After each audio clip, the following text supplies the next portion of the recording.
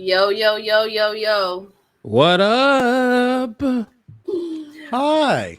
My favorite people in the I world. know. We are very lucky. Like, I just thought about that. Like, that we get to do this for fun. Mm-hmm. And we are back. Hi, Rakarsha. Reunited and it feels so good. Jump on.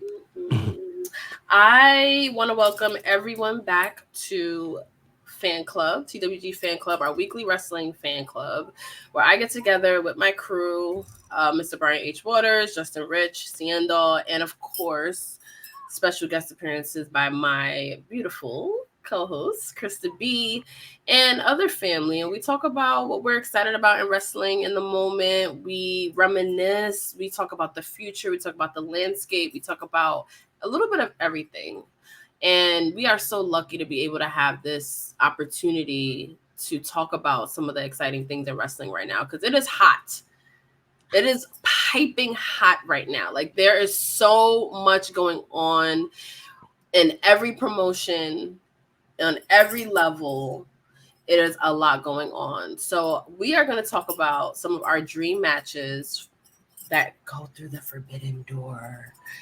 Like some matchups that might actually happen. Like we just had Jordan Grace in NXT last night, which like, oh my God.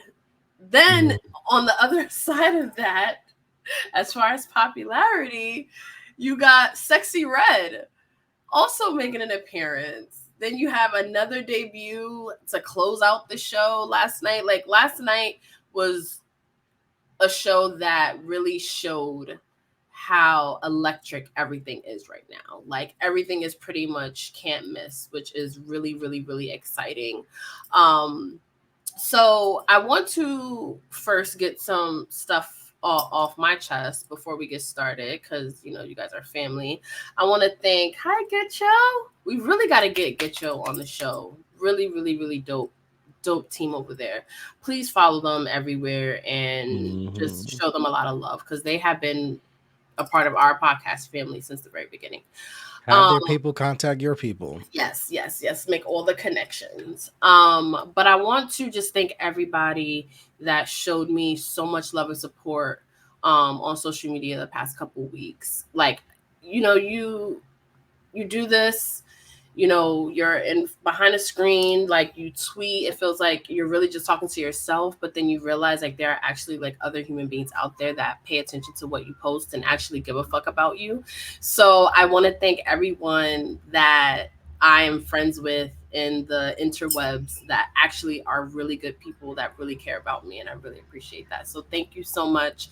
Black Thoughts, one of my dearest friends, is one of the people that I could always depend on to check on me.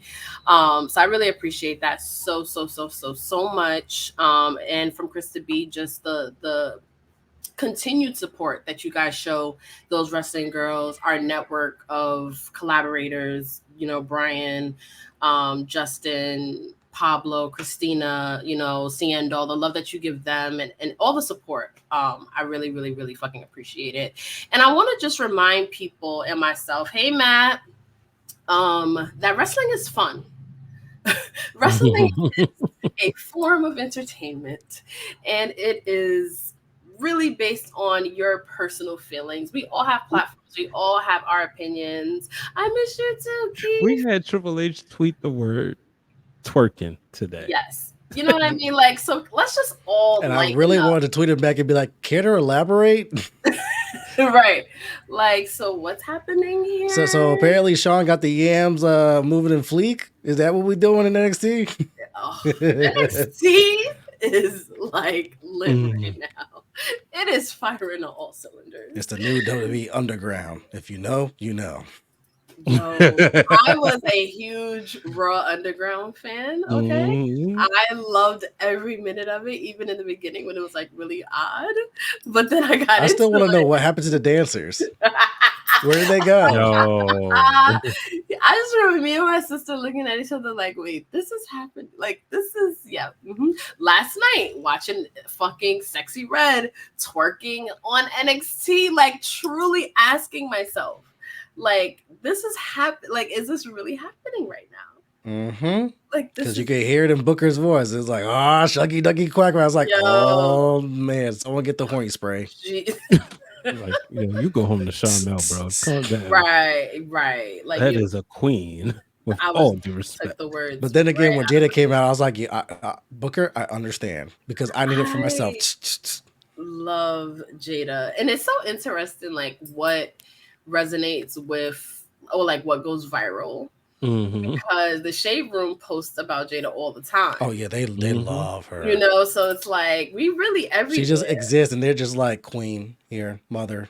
Yes, crown. yes. Jada Parker walked. Jada Parker showed up. Jada Parker cut a promo. Shade Room. Yes. Or like, when did the wrestlers start looking like that? That was the first post. Yep. Like, it was just her dancing. Oh my god. Yo, they live in Texas. Yo, I can't with him.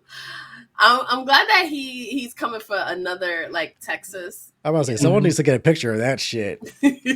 I know you ain't. I know you ain't doing that in Florida. Why make it sound like Charmel's Medea?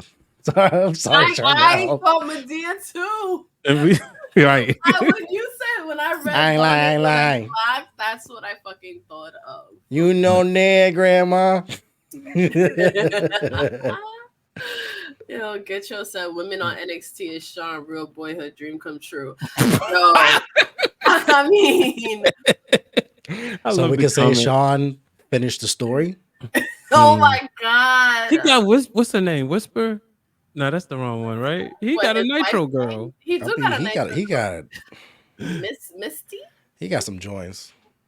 Yeah, he said, "I got y'all." He was the heartbreak kid. And he letting them tell stories. We got 5 black women in a ladder match. When did we ever think we would see that? And yeah, we gonna count Soul Ruka. I got some. I mean, she count herself. Right, I got a little pushback on that. I was say if you ain't claiming her, I will. I mean, it is what it is. YouTube was on my neck. Get her off the thumbnail. I'm sad. Thank you for watching. Right. Thank you for the engagement. Yes. Comment more on what you don't like. It's like click. Thank you. Yo, I'm just thinking about how. Yeah, the manhood dream needs to be on a shirt. The manhood dream has come true for Shawn Michaels. We need Michael Cole to do that read. Hashtag NXT After Dark. NXT. Yo, we gotta do our fucking TWG After Dark. I think that would be so much fun.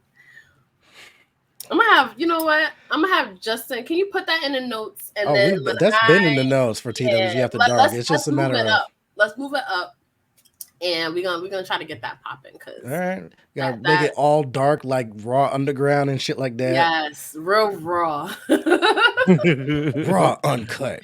And then Omos can come and be the bodyguard. You know what I mean? Like, because that's how I found out about him, and I was just like, "Yo, is he really that tall?" Yeah. Yes. He is about almost 7 feet. Yo, let us know if y'all would be down for TWG After Dark. I know y'all tune into Thirsty Thursday, but we actually do keep it very tame, as tame as possible on Thirsty Thursday. We actually do. But if we did a TWG, see, Krista's, hey babe, get yo. Tuesdays was 90s. Yo, for real. Like, oh man, the comments the accuracy though. It is so accurate. Oh man, I've been waiting to be back. I know, right? But now we're gonna do a TWG After Dark where we really, really get into shit. Shit, let me get my body in order. I'll recreate the fucking Shawn Michaels naked photo with the title on. Okay, put that in the notes. You gotta do that shit. I'll be on a drink break. Now we definitely gonna do that. But I want to know from you guys, and Seindole is on her way in. What are you guys most excited about right now in wrestling? Yo, honestly, Liv and Dom. Because this shit right Ooh. here. And did I? Oh, is that me? Okay. Now because my internet been acting crazy. I've been fighting with Xfinity all day. But yeah, Put it in a steel cage. bruh. Imagine, doing a weekly basis, But yeah, living Dom, man. Cal was like, Brian, of course you like this because you like soap operas. But You do like soap operas. because I don't think Dom really, he was he was really enjoying it, but he had to act like it because he's scared of mommy. I mean, if Liv kissed me, like I would enjoy it. Talk He ain't about scared it. of mommy. He's scared of wifey. He's like, yo, Liv, you really sliding tugging? Well, is that what we doing? I just got married. How am I gonna explain How this about shit? it? And then look, he put her over. He was like, my wife is the most amazing In more woman in ways the than world. one. She planned the wedding and everything. And then he out here kissing Liv Morgan on national TV and Hey, liking it. Because I here's the thing. understand. But look, look, mommy not there. If mommy was there, it'd be easy. His eyes, man, they wandering. And look at Liv. I mean, Let's That's be what fair. happens. Dominic is doing what 95% of the male wrestling population would do in his fucking place. They would definitely kiss Liv back. Like, it is what it is. Sorry, I'll put me wifey. on that other 5%. I love you. I'm married to you. Do you see what this woman looks like on a weekly basis? Do you not remember when she pulled up to the fucking red carpet looking like Barbie and everyone was drilling their fucking minds out? Yeah. Like, Yeah, it's She with Liv doesn't- fucking, MJF. it's Liv Morgan. Sorry. Yeah, was that when I believe reported on WWE Meets Pop Culture where her and MJF was Yes, they were All teasing right. that they was in a relationship because it was like a random rumor online and they made a joke out of it. But a relationship start out that way. Alexa Bliss and her husband, their relationship literally started that way. Like it was a rumor that they were dating and then they met and then they was like soulmates. Yeah. Mm-hmm. Not That's what I'm saying. If I'm Dominic, I'm telling Ooh, wifey. it did look like he was resistant a little bit. He didn't. I mean, he can't push her off because he's only got one arm. I mean, the other one's in the sling. true. So what's he gonna do? Hit him with like a chicken wing? Like, get back up. Bruh. He gotta act like he don't like it. That's My man, right? My man enjoyed it. I know. After that segment, he texted wifey like, "Yo, 2 words: hall pass." Oop. Look, like I said, I was gonna say a wrestler wife understands, but you like nah, a whole ass hole. Well, I mean, is wifey like part of the business? Because like if like let's say like she was like a wrestler, then like obviously they will understand like that's part of the shit. Unless you're Lana and Rusev, because immediately when I saw Dominic and Liv, for some fucking reason, I immediately thought of Lana and Bobby Lashley when they were making out like for reals on the ramp, and Rusev's in the ring. Like, are you fucking serious, Mr. Redacted?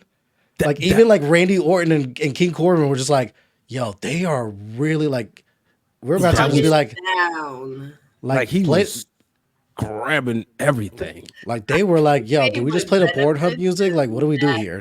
Just imagine if you didn't watch wrestling and you turned that on. You were like, oh, so those two must be like together. You know, that was wild. This must be an episode of Blacked. And somebody said that I think the memes that night were so out of line. Yeah. But yeah, somebody said the other day on it was Facebook and Instagram, it was like Rey Mysterio's kids because Aaliyah kissed Buddy Murphy. Oh, Buddy Murphy kissed him. Okay. And that's why we were saying like Dom needs to get his lick back and like pun intended and go make out with Rhea. Either way, Dom wins in the situation. Like, yeah, that dude winning. He don't really. Look, he had the second most matches last year. The Seth Rollins. Wow. And then, he had 104 matches between the house shows, NXT, WWE, and then he shows up this year. He can't wrestle as many matches, but man, he is making his presence known. He really is. I'm telling you, future WWE World Champion. He's great. Yeah. Yeah, about that. You know how you just know how Latino I feel gang, about world but champion. You know how I feel Yeah, about world y'all champion. don't think Dom gonna be a future world champion? This is my thing. Everybody that is a good WWE superstar is not world champion. That doesn't always immediately translate to world. Everyone cannot be a world champion. Okay, but You know what I mean? And 100% like agree. I'm very like I just don't be like he's great. Like he is made. I would say future Hall of Famer. Like he is only like at the brink of like what he could do, but does world champion have to be a part of a legendary career? But there's certain wrestlers that I will say this when they're in their younger, like their early beginnings, I'll pencil them in. Right, I did this for Drew McIntyre. I was almost wrong. My man left, found a new hole, came back. So I ended up looking like a genius. Now, John Morrison, I'm still holding that against him because I was wrong. But Dom, I've said this when he made that change with his dad, and I started seeing the character. Because I personally believe he got way more charisma than his dad. And his dad was a world champion. I think Dom can be a world champion. Not right away, not this variation, but I just think he's going to grow into that. Right. Because again, like Get Your Podcast said, it's who's behind the account right now, so I could just call you by your name. But yeah, like he has such a long career ahead of him. Like, yeah, it can happen. I just feel like like let's keep that in a special air. I mean, Jack Swagger. Speaking of Jack Swagger, Drew McIntyre is another person I'm loving in wrestling. Oh my god! And if you rewind back fan clubs. I was not a fan. Like I was like, he is so boring. Like I'm not connecting with him. Like he's attractive, yes. Like it's something there.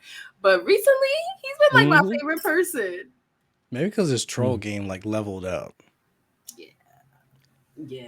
I see what you're saying with Dom, Brian. It's just a matter of like for me, I'm not there yet. Like obviously it's gonna take some time, but it's more like he needs to really level up. Like I look at it like Finn was a world champion, but a lot of people don't see Finn in that top spot. And Finn's like got muscle and really got the stuff behind him. Whereas Dom needs to like put on some muscles because physically it just looks off. Well, it's like that's your world champion, especially when you stand up next to Drew McIntyre, especially when you have him stay next to Damian Priest of his own fucking stable and stuff like that, where it doesn't pop like you're the guy.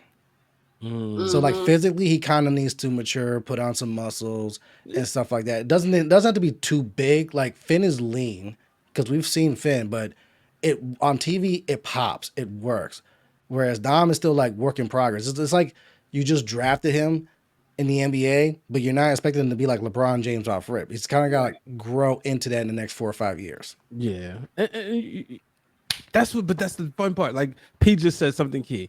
Rewind back some of these. Oh, hold on. Sorry, It Is What It Is was playing in one of my group chats because they talked about Sexy Red on Camp Mason Cameron's pod today. About her being on NXT. Yeah, that for real. Yeah. Ah, yes, I love it. Yeah. But that's the thing, right? We when you look at everything, I look at it like that's the fun part about like these fans clubs, right? P did not like Drew McIntyre going in on him. I can't wait. Look at Braun Breaker, right? And all the stuff Seindole said about Braun Breaker and his tans and everything. And we're seeing this dude just continue to. I don't think that was Seindole. That was me. I was calling that man Braun Toretto. Yeah, Braun. You what? He did it for family. He speared him for family. And we got all this content over, or as this is, I had the number earlier, like 67 or 68, man. And just to be able to go back and look at some of the crazy stuff we said, but that's the beauty of this show. That's why I love it. I know, because I'm always the first one to say, like, I am a fickle wrestling fan. Like, don't get me wrong. Like, I own up to that. But like you said, Brian, right for once, it's the journey of seeing them grow into that. Like, yes, prove me wrong 5 years from now, Dom, and actually win a world title. And I'm just like, whatever. Matt Dillon is back. Hey, family. And he reminded us that Dynamite is on, and this is why I fuck with him, and this is why Dylan is family. Yeah. We watch Dynamite as a family here in the fan club, and we are gonna watch along. Y'all gonna let us know anything good that's happening. We will have our Mercedes moment. She has her celebration tonight, so if that happens while we're on the air, we will definitely be talking about that. I do be trying to be nice, Krista. I do. I really do. About that. About what? Hey, choose your words carefully. That's why I couldn't wait. We'll get into it. Wait, about what? Y'all's new TBS champion. She your CEO too, Brian. Acknowledge her. No. I would have liked for we'll get into that. we'll definitely get into that. But the rest of the crew is in the building. Oh, okay. Snap. Y'all gonna make me want to put my Mia Yim shirt on too. Hey girl. Oh, she got the new one. Oh my god, I'm about to get my Mia Yim. I'm about to get my Mia Yim shirt. Like Hello. Can I be heard? Yes, loud and clear. Hey guys. Hey, hold on. Baby. Hold on. Sorry. Oh my god, it's the NOB. Oh, Mercedes. He's standing for boss. All right, hold on. Let's get.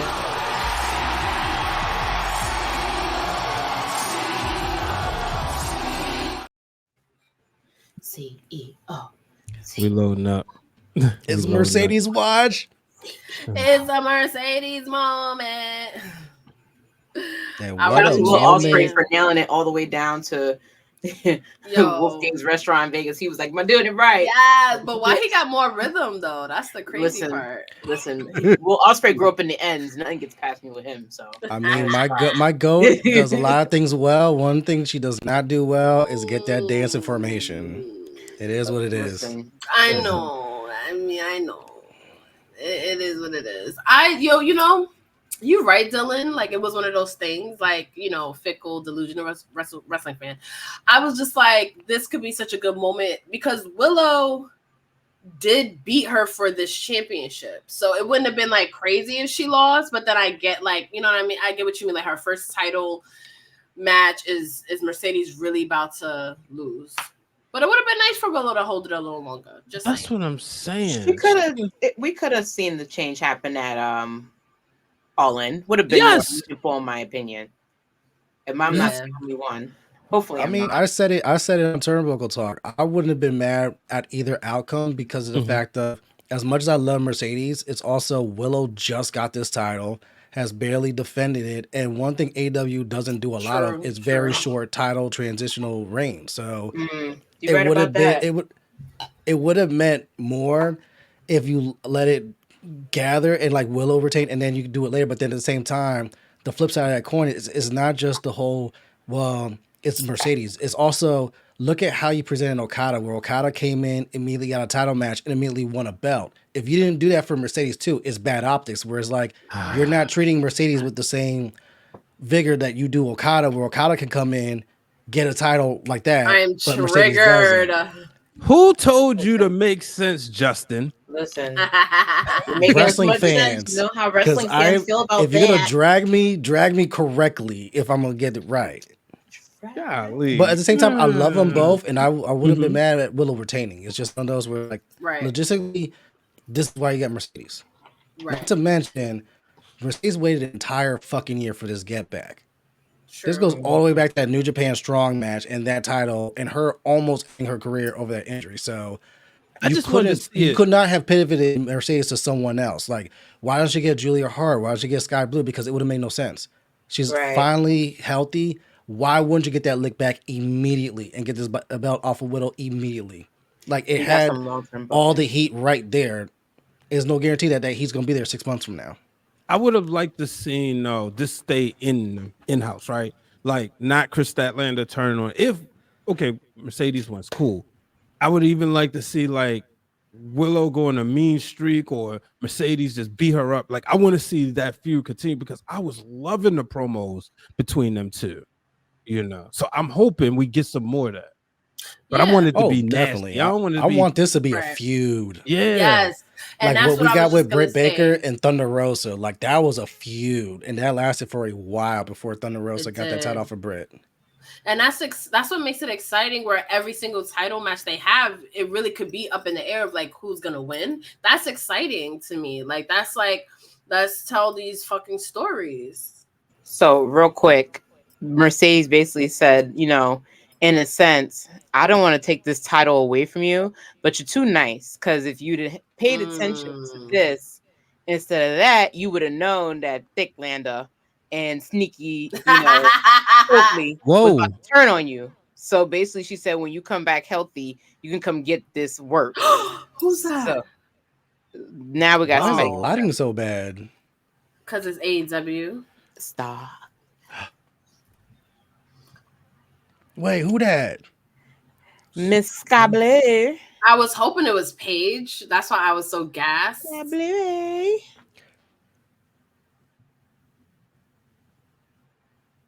Really? We gotta play her moaning again?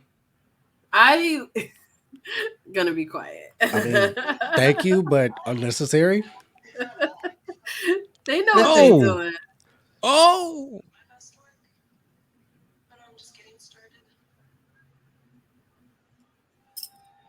Oh, okay. Talk about seeing things from behind, sis. You supposed to turn around.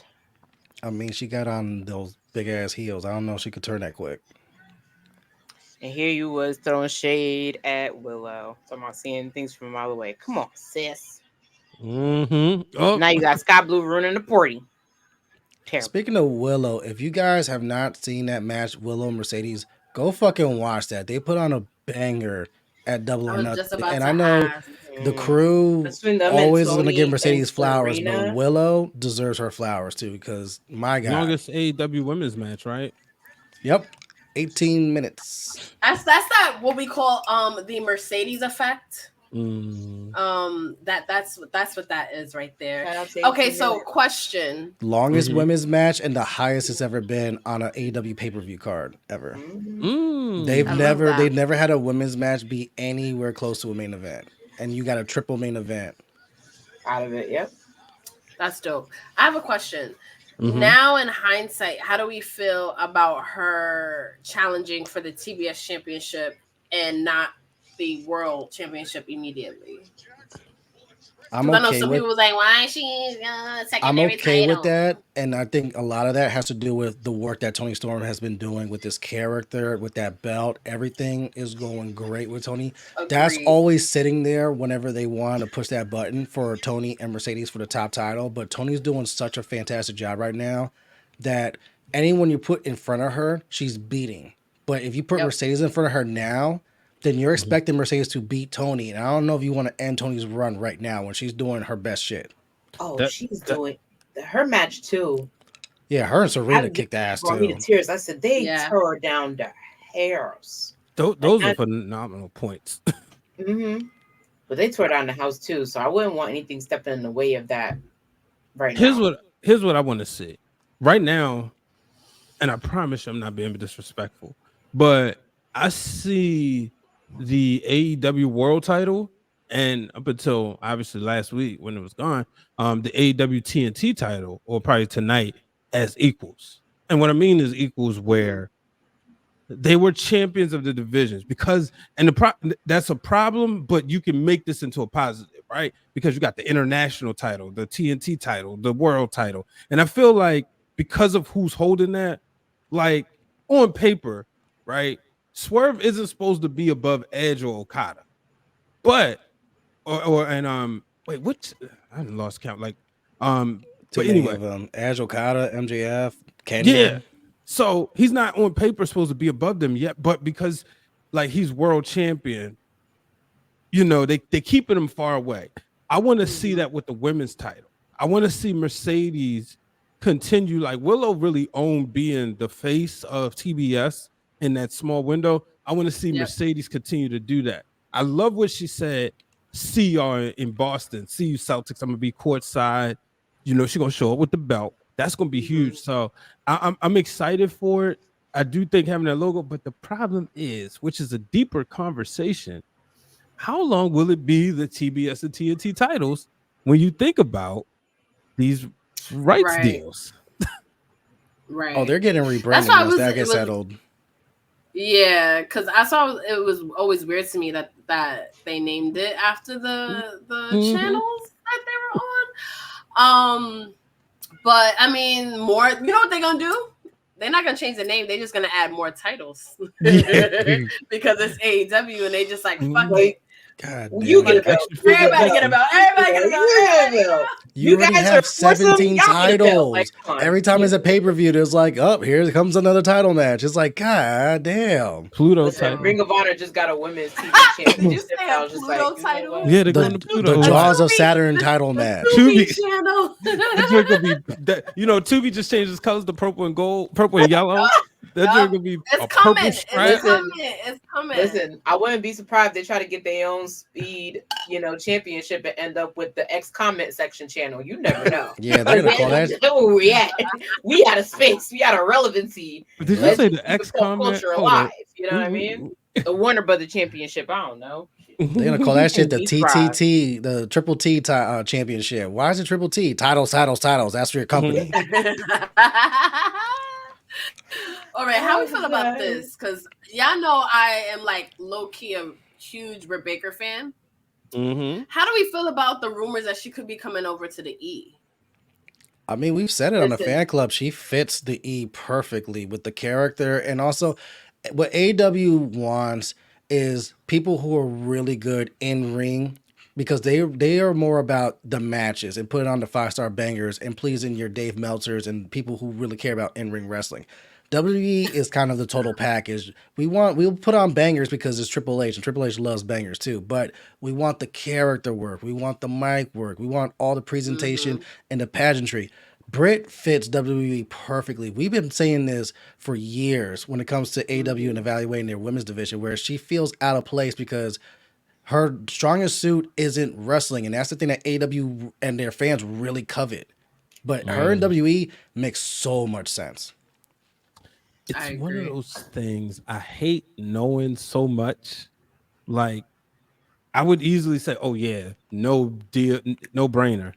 But because we know her and Adam Cole, and Adam Cole's like seems to be happy he's gonna be in this, probably the story. They kind of hit the reset button with him and MJF.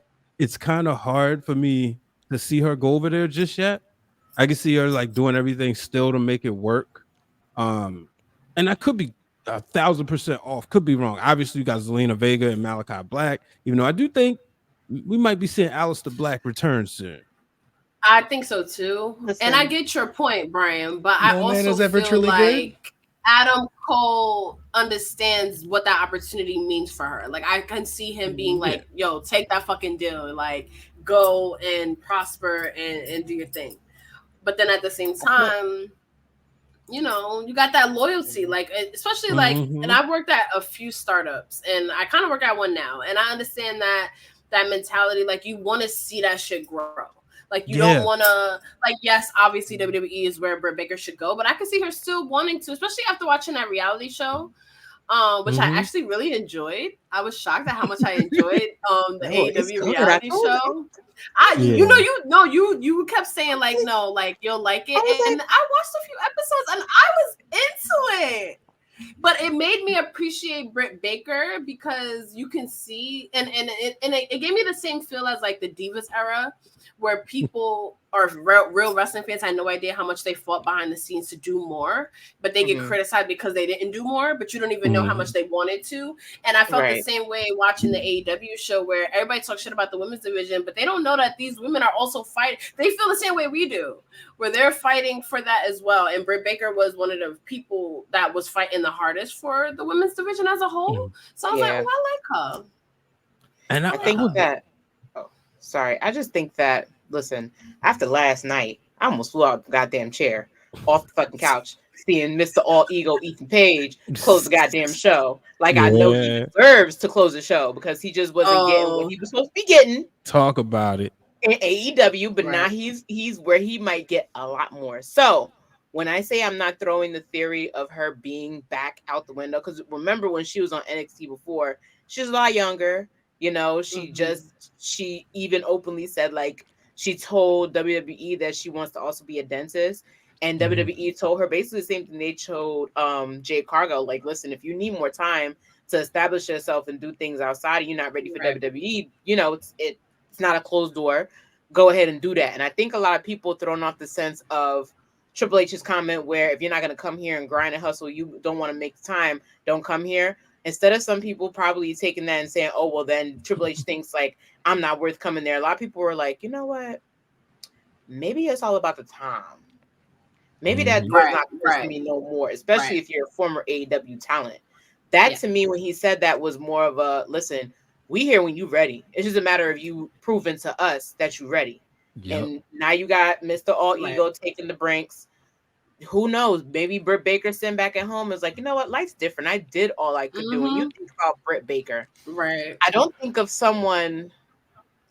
of her as someone like Willow who still has a long way to go. She's the founding pillar. The way that Punk said she's basically a pillar.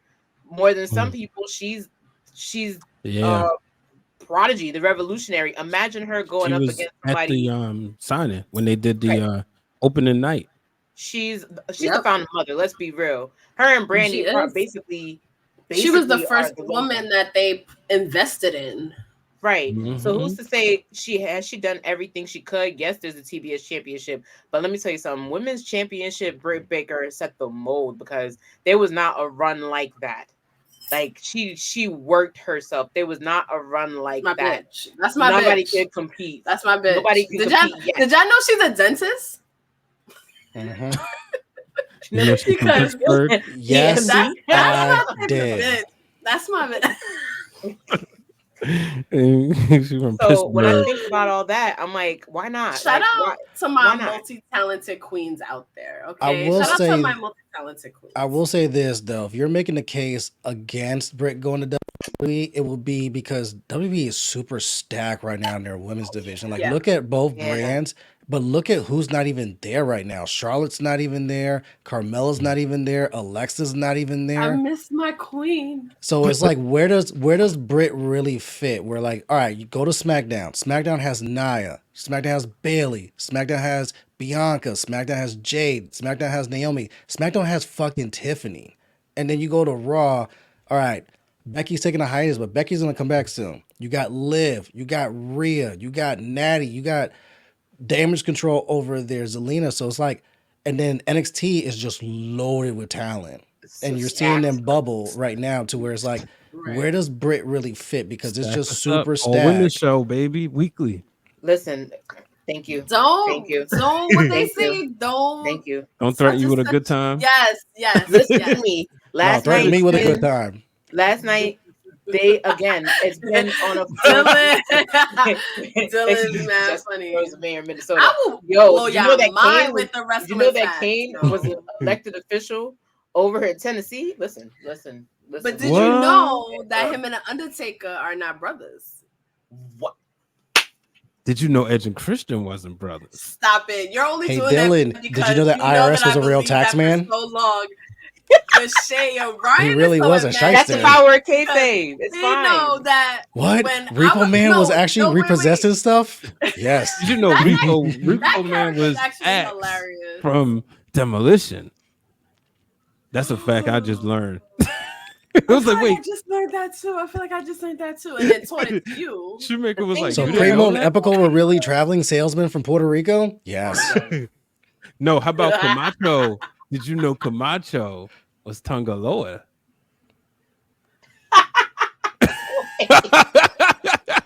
Mind blown. Who needs school when you can come on Fan Club? Shit. Bingo. Right? I will blow your mind with some facts, yo. That's a good one. I forgot about that. Hornswoggle isn't Vince McMahon's son. What? I mean, that's debatable. No, do y'all remember that ridiculous storyline though? And how Vince, when he thought it could be Kane, he was like, "Yeah, could be my son." Yeah, he just wanted somebody tall. He didn't want to hit and listen. I mean, like, instead of giving birth to him, that's how Hornswoggle probably came. You don't know where your possibilities end, Vincent. So let's just you and Rolling Stone, sir. You don't have options. Whatever. I mean, Paul Bearer was. I mean, if you go back to the early 90s, really like was. him and Taker, That's that's true. why they were actually measuring people before they went into matches. Man, Paul Bearer used to have 5-star classics with the one and only the WWE Hall of Famer, Chris Von Erich. Yes, that's so true. Let's go. I just rewatched the Iron Claw recently. I just want to give the remaining Von Erichs just a hug and love. My fucking God. I was not ready for that again. Regular people, muggles, you know, like people that don't watch wrestling. My coworkers, of course, now that it's on streaming services, they're all like, "Oh my God, Pat, I watched the Iron Claw. That shit is so sad."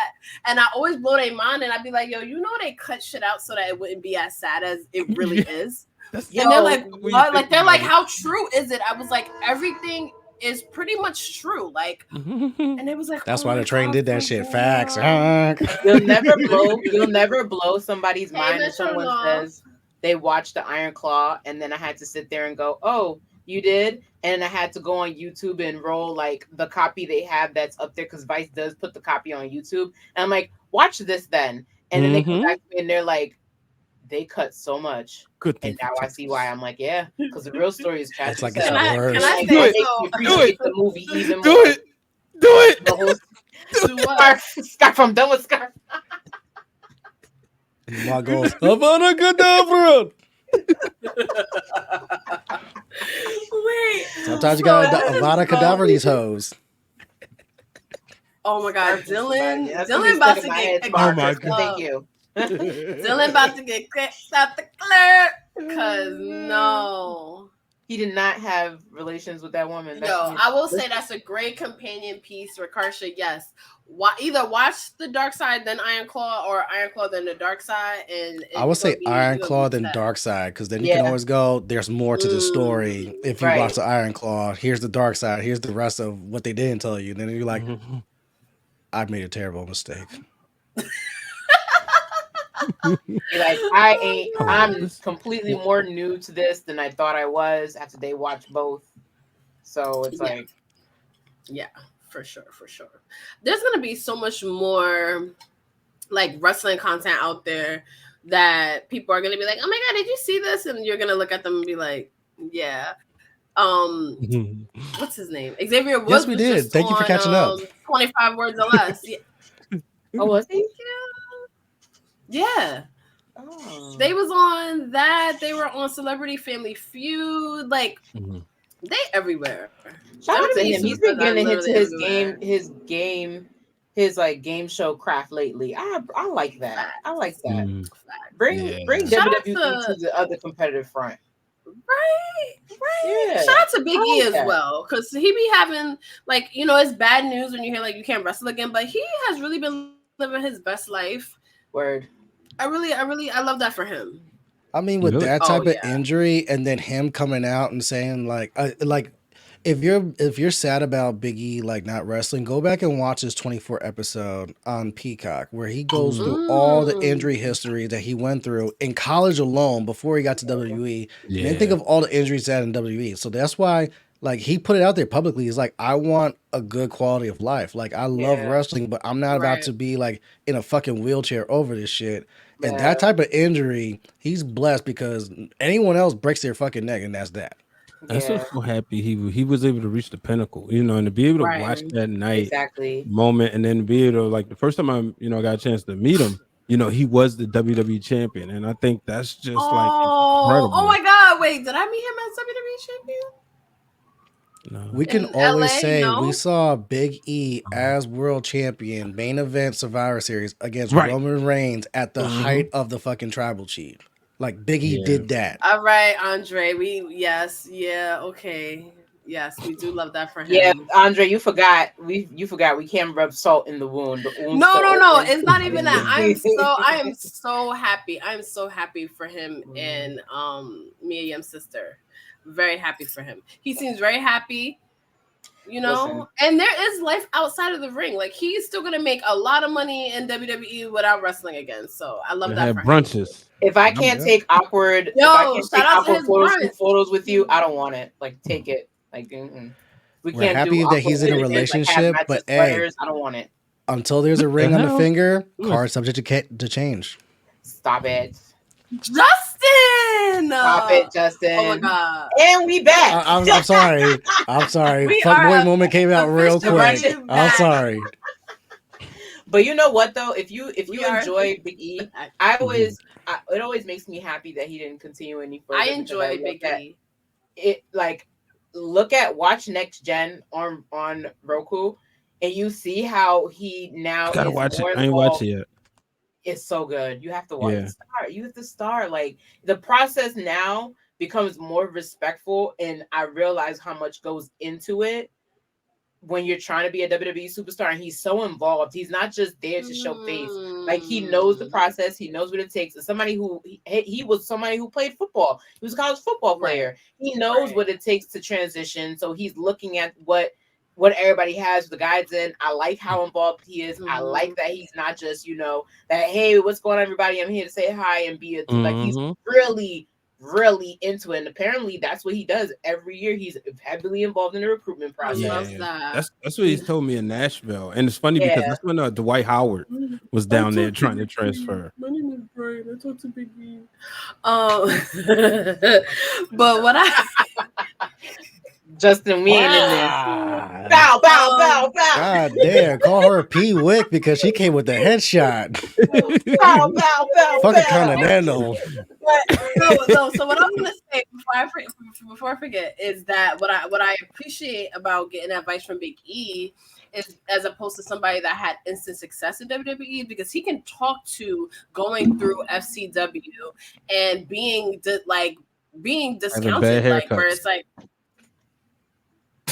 That's fucked up. But like he could say like, yo, I'm going, like I pushed through this. Like I had one destiny in WWE, but I pushed through and this is it.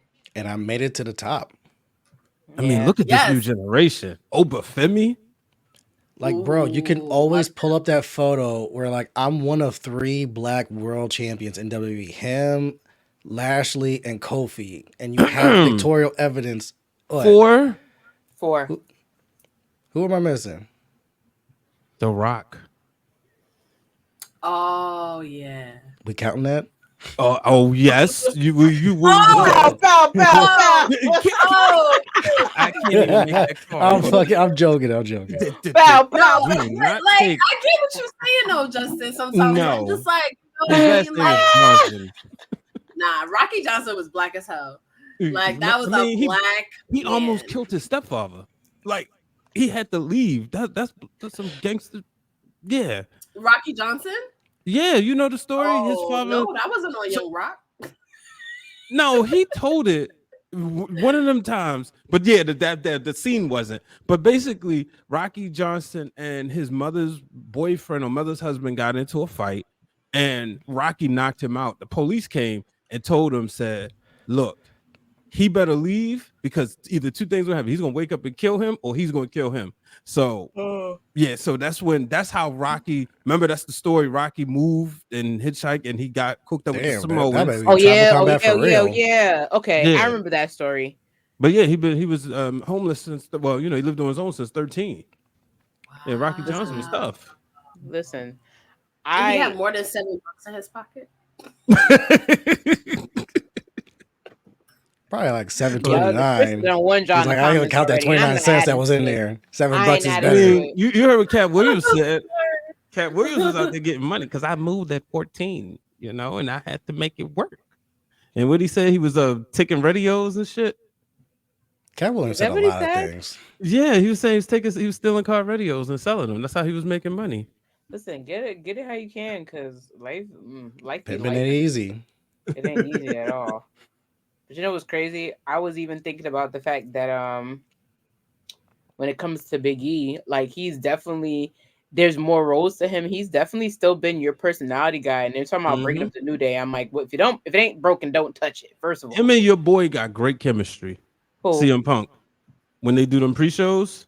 I love it's my favorite thing. now. Like, if they could just keep doing the pre-shows, no shade Mhm. to Sam Roberts, no shame to Sam and none of them that be doing it when they're away. But if they could just keep doing pre-shows, like Sam could do something else. But if they could all four, they're like the mecca. Like, if they even throw like Corey Graves in there sometimes, Just cut it to because 3 Corey and just Graves have be having a little someone bit just of be like snappy attitude. the moderator between the two. Right, Go. like I enjoy that. Like, let him do that. Like he was having so much fun in Vegas, and I know Vegas was short, but he was doing so good. And then he was like, "Listen, I'm here to make sure he don't get fired." And I like how they're not afraid to like have that chemistry. So listen, keep it going. They're not Even gonna break up. Eliminator with matches. Keith and Phil Brooks in a suit on camera, y'all can keep doing that.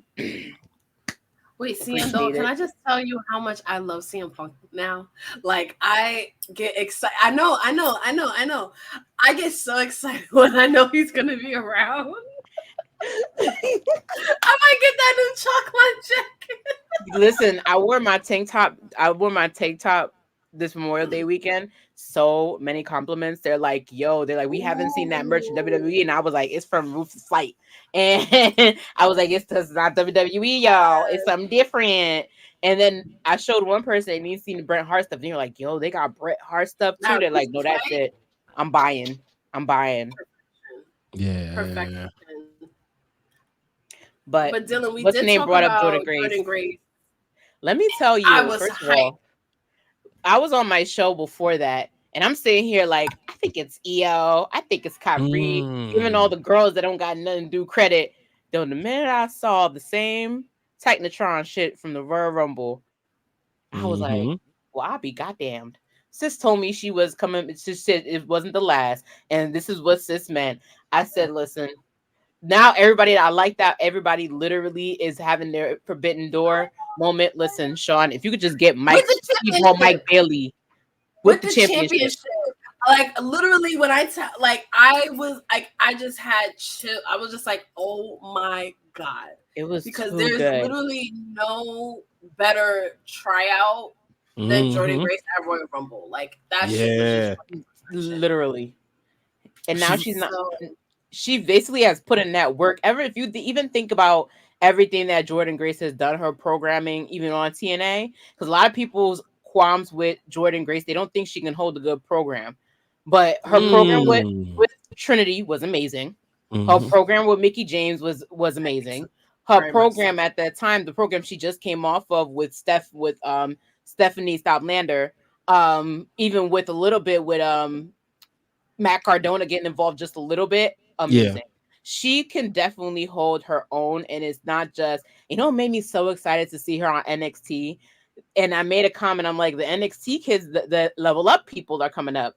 And I've been waiting for Stevie Turner to get her turn so fucking bad. I'm like, why is she still in level up? And she walked in there and she was like, so Ava, what a girl got to do to get her leg up? Because I wasn't invited to this little combat thing. I wasn't invited to become a opponent for Roxanne. Like, what I got to do? And in comes Jordan Grace, and Jordan's like, I'm a visitor here. But since you said you can go on NXT TV, you can go. Me, you. Next week, I said, you mean to tell me it took an outsider to give freaking Stevie Turner a goddamn chance? I'm gonna just say this. P just said that's a great WWE tryout, and what Seindole did was a great reason, a great commercial on why each and every Tuesday night you should be tuned in to watch what happens NXT. That's right. Bow, bow, bow, bow. Yes. Giving and receiving. I'm gonna just leave that alone. But it is Forbidden Door season, and tonight we're getting into some of our dream Forbidden Door matches that might can actually happen now, which is really cool to think about. So let us know in the comments, what are some of your dream matches that cross through the Forbidden Door, and let us know in the comments. We'll talk all about it. So we'll take a quick break. Invite all your friends, because we're gonna be back in TWG Fan Club. Michael Buffer, the legendary ring announcer whose voice I feel like I've been listening to my entire life, praised Samantha Irvin on Twitter after discovering a video of her on, I forgot one of the reality shows that she was on, and she played the flute and sang beautifully. And he tweeted, "Wow, first time seeing this. Samantha Irvin, who always kills it as the ring announcer for WWE, is a dynamic musical talent with voice and performance presence. Definitely need to have her do the national anthem at WrestleMania. Let's get ready to rumble." This is huge. And Samantha Irvin tweeted, "Wow, thank you so much, Mr. Michael Buffer." Imagine, imagine the one of the best in what you do discovers your old work and praises that and also the work that you're currently doing that he's done before. Like, she is officially goated. Samantha Irvin, you are killing the game. Congratulations on this accolade and just all of your success. This is literally just the beginning. So shout out to you, girl.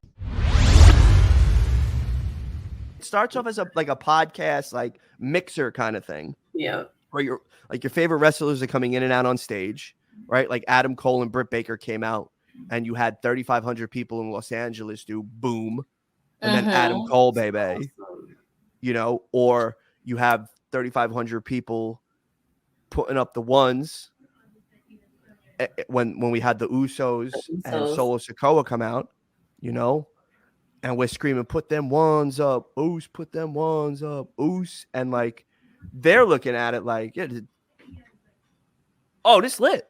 Yeah. And that's, to me, that's what works the most, because if you could pop the performers that do this with ease and they don't know what to expect. Yeah. What? I fed Solo Sikoa Doritos on stage. Like. Liv Morgan recently posted a teaser pic with Funny Marco. If you do not know who Funny Marco is, he is hilarious. And he does really dry, sarcastic interviews with celebrities. He recently did one with John Cena that went viral, and they talk about how John Cena defines the hood, and it's so funny. So I am so curious to see what he is cooking up with Miss Liv Morgan, and he has just the right interview style that can be really fun WWE content. So who knows what more we can see with WWE and Funny Marco. That interview was the funniest thing to watch, by the way. Is it good? Whole clip was hilarious. It's hilarious. Funny Marco's he's already awkward before someone decided to steal his chick. Because they were his interviews have always been funny, because you see them trying to be laid back and serious, and then he says something funny, and then they also try and laugh, but they also try not to be serious. And I think Liv Morgan kind of matches his energy in an interview. So if you think it's worth the watch, I would watch. I would highly suggest you watch. It is funny. Plus, it was good to see Liv Morgan get that kind of crossover for herself. Yeah, I'm gonna have to go check it out. I mean, we knew it was coming for Liv, though. Yeah. The way I laughed when she won, though, I was just like, people thought she was losing. I was shocked because I had her losing. People thought she was losing. And when I saw her do Rhea Ripley's pin, I was like, oh, this is going to be interesting. I've been trying to tell people, like, bro, the way that company sees Liv Morgan is the same way they saw it for Alexa Bliss. It's all right there. That's really what it is. And when you look at Alexa Bliss, a lot of people were like, okay, we don't really see that from her. But then even with all the promo work and the ring work and how she was able to not collect one belt, but then collect the next belt after that, and then connect the belt after that, and kind of be her own, I want to say, her own architect in her own mind. I think that's when people were like, all right, she's leveled up. Like, she's not, we counted her out way too soon. And people started respecting her a lot more. Yeah, it's like Liv's the only person I could say I've beaten Ronda Rousey clean multiple times. Even the horsewomen can't say that. Is there any crossover, like when you think about Forbidden Door matches, right? Is anybody out there that you want to see Liv mix it up with? And let's not say Mercedes, just because like that match is probably happening. Oh, you can go back, Kelly, or Misha Slamovich. Oh my god. I had that in a Rolodex one time. Her and Misha Slamovich. I feel like toe to toe, crazy for crazy. I feel like they could do it. You doing some I love Misha Slamovich. You doing some WWE 2K24 booking here. What With the WWE 2K24 and GM mode, when it's like, styles that's got to mix together, opposite styles that make a great match. Exactly. I kind of want to see someone that's kind of playing in the same like boat as her, but like has it going way with much more momentum. I want to see this version of Liv versus this current version of Toni Storm. Hold on. It'll be a very intriguing match as far as character work and storytelling, because we know they both can wrestle, but like, I don't mean to interrupt, but they got homegirl from CMLL about to fight AEW. Huh? What's that? I don't know. I turned it off real quick because Jericho came on my screen, and I was like, "Yeah, you know what I'm not doing in 2024, Chris Jericho." I can't stand him, but I'm. I hope he ain't doing. Never mind. No Diddy. He needs to take that learning tree and learn his ass out the door. Forbidding that. It's like he knows it's a bad gimmick. What? Wow. What was? Ain't no more matches for him. Like no Forbidden Door. No. Who, Jericho? Leave. Yeah. No, you gotta hang it up. He's never gonna hang it up. He needs to have a match. He needs to have a match with himself. Loser leaves town. That's like him hanging it up. That's like asking Moxley to stop hurting. Yes, Jericho versus Jericho. Loser Jericho versus Flair. Oh Lord. Oh God. How would you put that in the ethos? A former #1 draft pick. Put some respect on it. Don't say we're not gonna talk shit about her in this chat. Oh, SummerSlam 2002. Duh. Ric Flair beat him. See, Rick did the Lord's work. Yeah. But yeah, I think Liv and Misha Slamovich should be really good. I also think that would be really good too. Britt Baker versus Becky Lynch. I think Britt Baker honestly has what it takes to really go toe to toe with all the top girls, in my opinion. Especially if now that they're starting to blur the lines, if she could bring, I think she should own the fact that she was the face of AEW's women's division. Like, I think that she should go in and be like, I was the HBIC there, I'm going to be the HBIC here, and I don't give a fuck. And everyone will know, right? And everyone will know what's up. Like, I think they should do that. And it will put respect on what the women did in WWE. I mean, I'm sorry, in AEW. You know what I mean? Like, AEW don't put the value into it, but we could. That's what I always said. The talent is there. The talent was always there. It's the booking, but when you got a guy who plays with toys and he's booking like he's playing with toys, and unfortunately in his time frame, there wasn't a lot of women wrestlers action. Can we please clean up those words? Because a man that plays with toys sounded wild. No, the hell with it. Keep it. Keep it. We ain't PG up in her. How, like, that actually happened. Like, oh, we got Rocky Romero to fight. They got Moxley fighting Rocky Romero. Okay, listen. Sometimes this booking makes sense and sometimes it don't make sense. If it's him playing with action figures, I just need him. The links don't connect. That's the problem. Yeah, it's just random. They know how to build, and it's a eliminator match. Okay, and then you have them like he needs to be laid up in a hospital bed. Listen, you talking about what's the name? Need to hang it up. I need him to stop getting busted open every single time. Ever go on vacation? Never. No. That should be his gimmick. Like every time he gets ready to go on vacation, Tony books him in the match. They get on the bus with me. I don't know what a vacation is. That would be vacation. Funny. I think Dean Ambrose could pull that. I mean, Moxley could pull that off. Yeah, then you can have Renee in it too, where it's like, okay, we're about to go off to no, Renee, he's booked in the match tonight, and all of a sudden you're like, oh, for fuck's sake. Actually, yeah, both booked. Both come back. We never talked about this, but since we're talking Moxley, ooh. I'm gonna go back to a time in April that traumatized me. Oh Lord! And that was the night my tribal chief fell. But I have to ask y'all. I'm gonna blame you for that for some reason. Why? We already said blame that guy Greg. He didn't go. How would you have felt if Moxley would have came out with Seth Rollins in the Shield gear? I would have cried. I would have literally lost my fucking mind. I would have cried. My soul would somewhere be wandering around Philadelphia. Mm-hmm. They would have had to carry me out of the casino, like in the stretcher. P, you know what?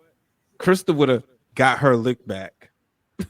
She would have hit both of us like, No, Krista would have Look ascended. how crazy she went just from the music. right. Dean Ambrose would have came out and it would have been a show reunion. Like she would have lost her mind. And I was a Dean guy, like in the show. Like he's the one I like the most. Okay. So the pure shock of it all, I would have lost my mind. It would have been, when you really think about it, and when that moment, when the music hit, it was that moment as a wrestling fan where I suspended everything I knew about contracts and everything and looked for them. And that was something that I was like, you know what? That was fun. For that split second, I was expecting. But that's what makes wrestling so like exciting, because just that like 10 seconds of you being like, holy shit, is Dean Ambrose about to come out? That's what it's all about. Like that right there. All I know is Krista would have blew up my phone because like, you said it was never gonna happen, Jay. There you go. Because I've been adamant. I'm like, the only time you're gonna get Mox. What did I say? You gotta. The only time you get Moxley back in WWE is when it's time for the Hall of Fame. Right. Right. Dylan's putting some good matches in here. Yeah, Ospreay and Rollins. Aura. Rollins and everybody. Rollins and everybody. First of all, Ospreay and everybody. Like shit. Like Aura. Ospreay has an aura. Matter of fact, Ospreay has a bigger aura. The aura that Okada is missing now, Ospreay still has it. Listen, so it ain't you're going there. Like, the way he commands the microphone, that entrance. I agree. It's. I'm telling you, and I said it. To me, Okada don't have that aura that he had when he was in New Japan. That every time I was like, I can't wait to hear what he got to say.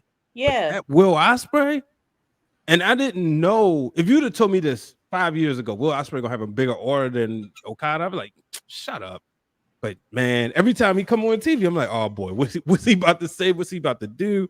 Because he backs it up in the ring, but his character, oh my goodness. I like there's something about him. Yeah, the bruv, man. But bruv, man. Pipe down, bruv. He got something that just stop you in your tracks. No, I think that like even I've said it before. Kenny Omega still does that for me.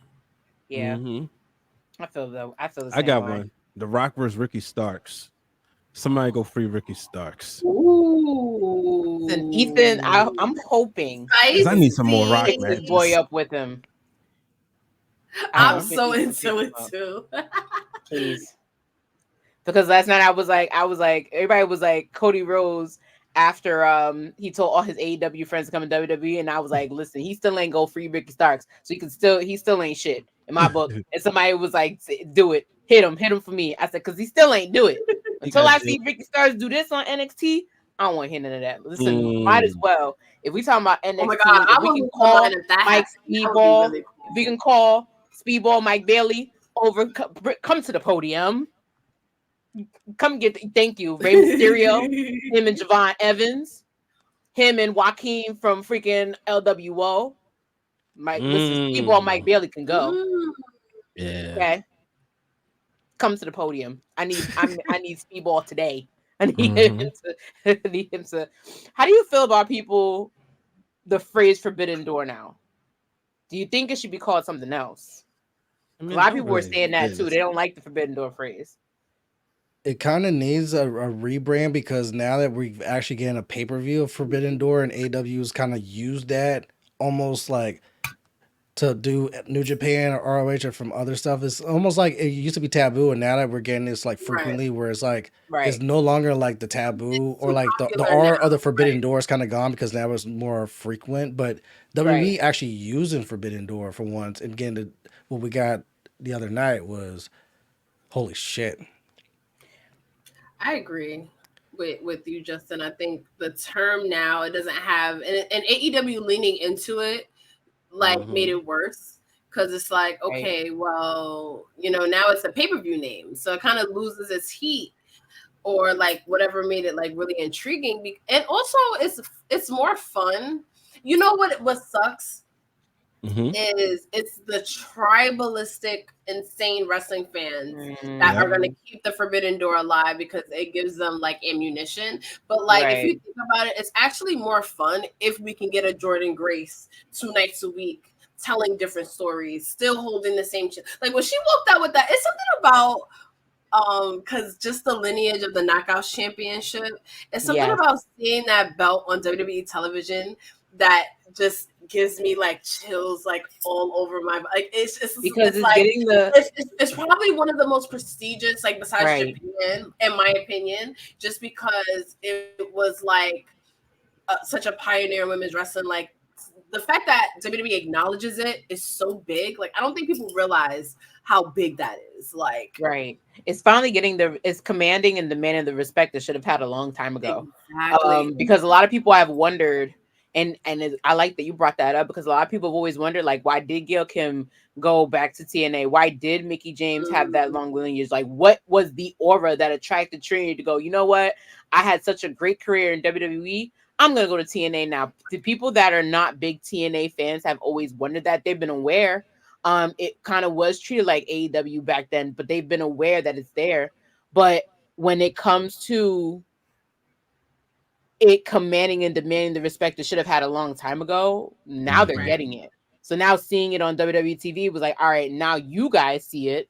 It's not, they're not that secondary promotion or other promotions anymore. It's like the way that the announcement team was saying TNA, like Booker and Vic were saying TNA so proudly. I was just like, yo, like this is the stuff that they built for this to happen. Beautiful.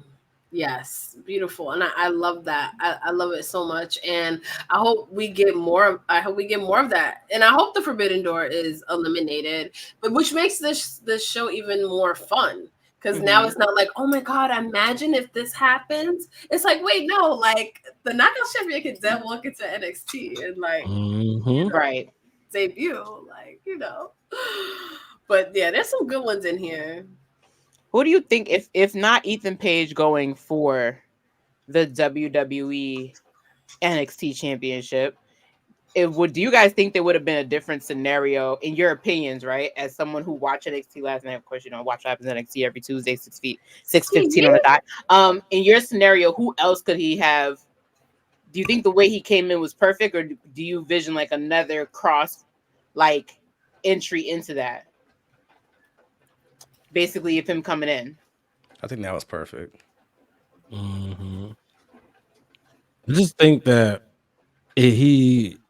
I think Trick needed a strong, I can't think of it. You know the term. But like a dance partner, let's be honest. Yeah, like, I think of like when right. Dragunov's last match before he lost it to Trick was what, Tony D'Angelo, and even when we went to that match, I was like, I don't know about this one. I'm gonna give it a chance. I was kind of disappointed for Tony D'Angelo. I was like, but now you got the Heritage Cup, so I guess that was the constellation of it. But even that doesn't make a lot of sense to me. Like that whole thing's forgotten. But if there were a Heritage Cup, like kind of multiverse / Forbidden Door, I personally think I don't even know who I would put on the Heritage Cup outside of WWE. And there's so many people that I could think of that just hit me. Like I literally just thought about the fact that they would do Forbidden Door, they would go for because it is the Heritage Cup. I mean, it's something that's of lineage. Yeah. Like it can even be somebody from TNA. I could see somebody like if they had an A kid, they can have like a Penta go for like the Heritage Cup. Facts. Don't you think about it? Even for the spectacle of it all, like these people don't have to stay in WWE long term, but just for like that one moment that nobody expects that is so exciting, like why not? Yeah. Yo, Dylan is a menace, which is why I love him so much. You want Stardust? Oh my god! So I used to feel so strongly about how I never wanted. I feel like Cody's gonna have PTSD once he looks at that Stardust fucking outfit. He's just gonna fucking crumble like no. He'd be like no, and then burn it. he'd be like Darby Allin with the flamethrower. Like he's gonna be like adrenaline left his soul. He did that dumbass flip when he first came back though, and then. He's like, that's all you're getting is the dumbass flip. I just don't want him to dye his hair dark because I think Cody looks horrible with dark hair. Like when he dyed his hair black, I was just like, when he dyed his hair black, I was like, are you going through like an identity crisis? Like what is happening? Like, and it's funny because when he first went blonde, that's what people thought. And it's like that. He really misses. It's true. I was like, what the fuck are you doing? Yeah. So it's interesting to hear it the other way around. I miss Stardust.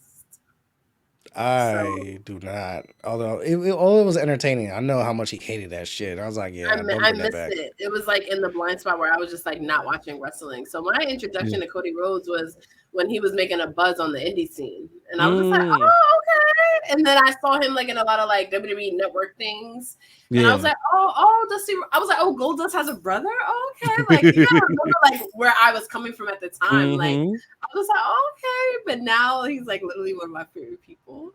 I hate that he beat the tribal chief, but got there in 3 crossroads. Another situation. They jumped that tribal chief. Tama Tonga and them about to take out everybody who was in that ring. Oh, y'all want to help? Tama Tonga out there sounded like Beavis. I was sitting there dying and everybody was like, "What is he doing?" He is the great Cornholio. You know what's funny? Everybody do a gun sound, like like when he was crawling into the ring in Saudi Arabia, everybody was like, "What the hell is he doing?" I was like, "Okay, I could tell some of you don't watch him, and that's fine.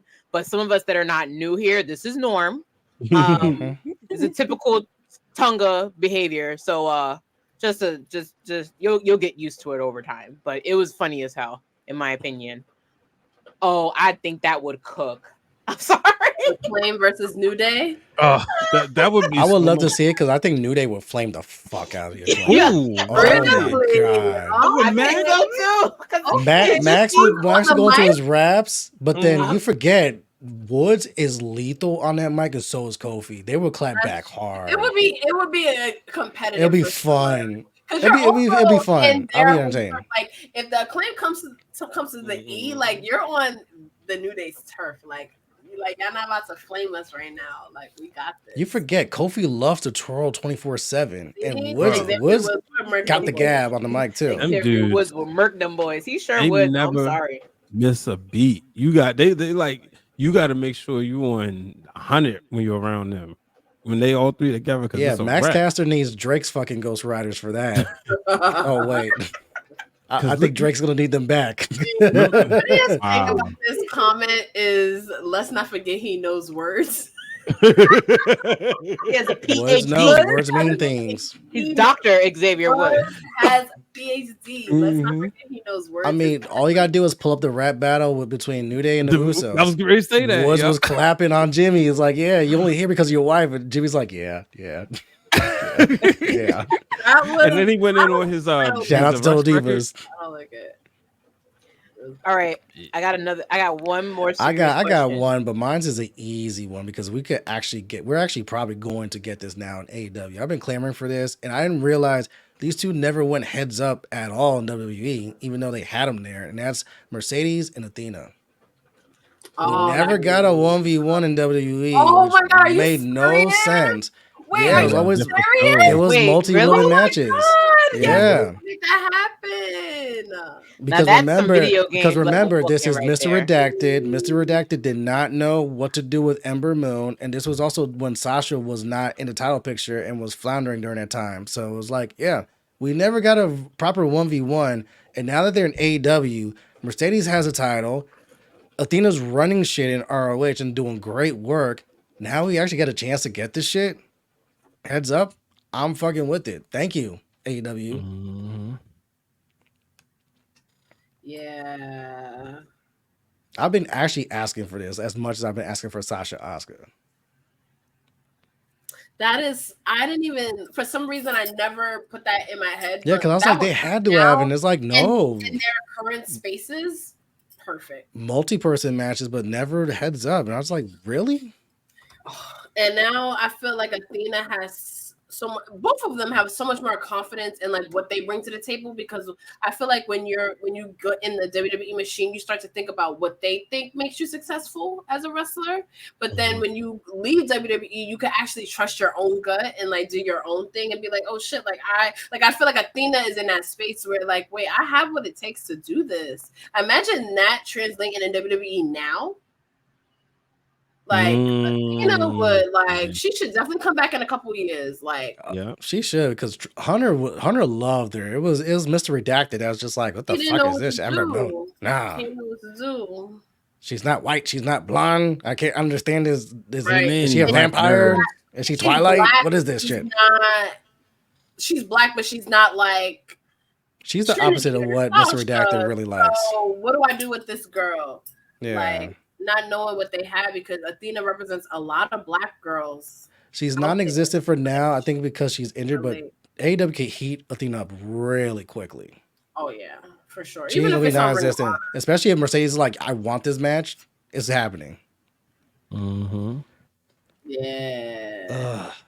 Dylan, I see that one. I think we might get it. I don't want it just because of the history between those two and the fact of, Soraya's fans really felt the way about that injury, and it really affected Mercedes. And I also don't like the way that Soraya's trolled Mercedes, like, because of that over the years.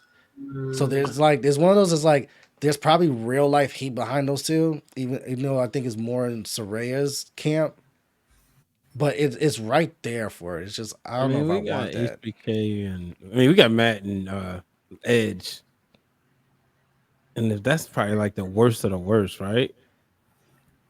Yo, that shit was crazy. Yeah. Yeah.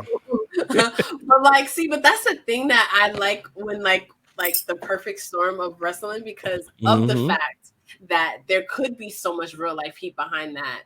And because like it just makes sense. Like, I really want that. Like, I want that to happen so bad. Like, because when Saraya came back, I wanted her to have a feud with Mercedes or Sasha, because I was just like, oh my God. And then obviously that didn't happen. And if Saraya has to kind of pick and choose the moment she wrestles because of her health, why not have one of those feuds be with Mercedes Moné? Oh yeah, you got real life heat, and Saraya's gonna troll the fuck out of her the entire time. It's right there. That's a money match. Right. And it's almost like whoever wants to be the babyface in that situation, like, it almost doesn't matter because of like who they are. Like, it's more just like, let's just see what the fuck like happens. Like, this could be good. So I have a question, and I feel like it's gonna set the comedic tone. Now, who do you think believes in Joe Henry? Who do you think is gonna cross over with Joe Henry? Listen. As comedic, for the comedic relief, we're gonna talk about the Acclaim versus New Day. Somebody's gotta go up against Joe Henry for the comedic effort. I think that he would annoy the hell out of Grayson Waller enough for them to go tit for tat. Make a song about him here and there. That's the thick ones you were talking about earlier, Seindole? Yes. Oh, okay. Yes. Okay. Listen. What you call Tony it? D'Angelo. Thicklander? That's what you call it? Yes, I call her Thicklander. I mean, for good reason. For great reason. Thank you, Justin. I see the vibes. I just need to see what it be like, and then I'm usually with you had to get a visual. I get you. You had to get a visual. Exactly. But Thicklander it is. I personally, I want more women, because I feel like women all across all the promotions are pretty much good enough to go against women in WWE. So I definitely want to see more women's matches. I like the whole Dominic Mysterio, Orange Cassidy scenario. That would not upset me in the slightest. I want to see how that goes. But you have to understand, Dom is very booed, and Orange Cassidy is kind of like a ominous aura. It would be interesting. If you're doing anything Forbidden Door, give us the battle for Mommy, Dominic and fucking Buddy. Yeah. Mommy on a pole, Mommy in the shark cage. Give it to us. Mommy on the pole. I don't know about that. All right. It sounds crazy. You're wild. And can you imagine her above in a shark cage the way they had, what's his name? what AEW show when we went to Full Gear, the way they had Christian up in that goddamn cage, I was like, what the hell is this? Yes. I'm like, why are we doing this? Why? The mommy bowl. Hey. Listen, according to Instagrams, Buddy told me that I ain't got to worry about nothing. Mommy is home, okay? He be on the cheek. He be laying on the cheeks. He be laying on the cheeks. It's like, oh, shit. He said, I'm home. I don't know what y'all doing out here. Yo, Justin, you have like 2 more strikes, and then you're out of here. I didn't even realize you caught that. Someone had mentioned. I've been catching everything today. Someone had to mention that I think they should bring back. What was the group that Wesley was in with Trey Miguel and against that? I think them and I think them and the family would kind of be interesting. Or them, even if it's a New Day, if we can get one more New Day match. God asking. I think that'd be pretty cool. I mean, if we're getting a New Day match, we've been asking for this for years. New Day, Young Bucks. Who really is the best tag team over the last decade? The Usos. I feel territorial. You could throw Usos in there and make it a triple threat. I'm with that too. You could throw the new bloodline in there and make it interesting. Because you got they're the EVPs, and Okada and the scapegoat, and then you got the bloodline. Give me Tanahashi and Shinsuke in WWE ring. Leave Shinsuke alone. That man just wants to surf in peace. He ain't trying to wrestle for real. Catch this Shinsuke. That's the one too. He ain't trying to wrestle for real. That's why he came to WWE. He's like, I want to retire. I just want to have fun and surf. Fuck out of here.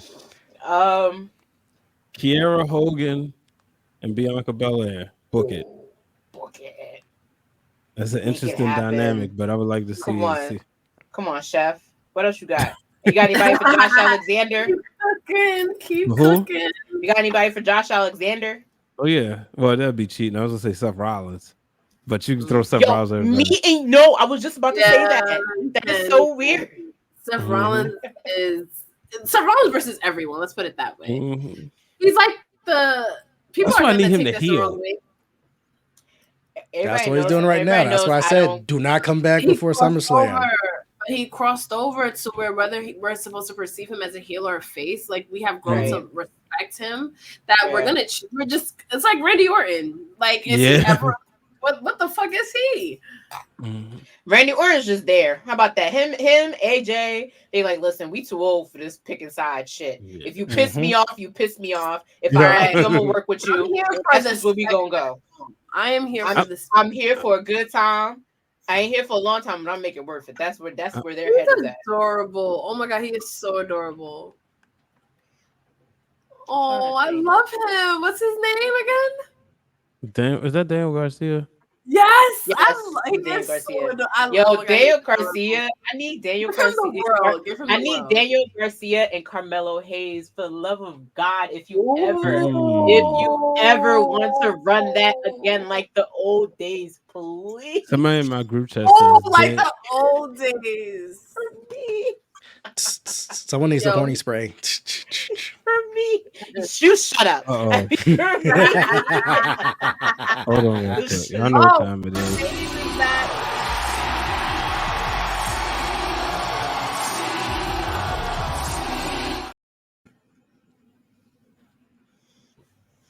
Come on, Brian. You cannot be the only person not doing it. Right?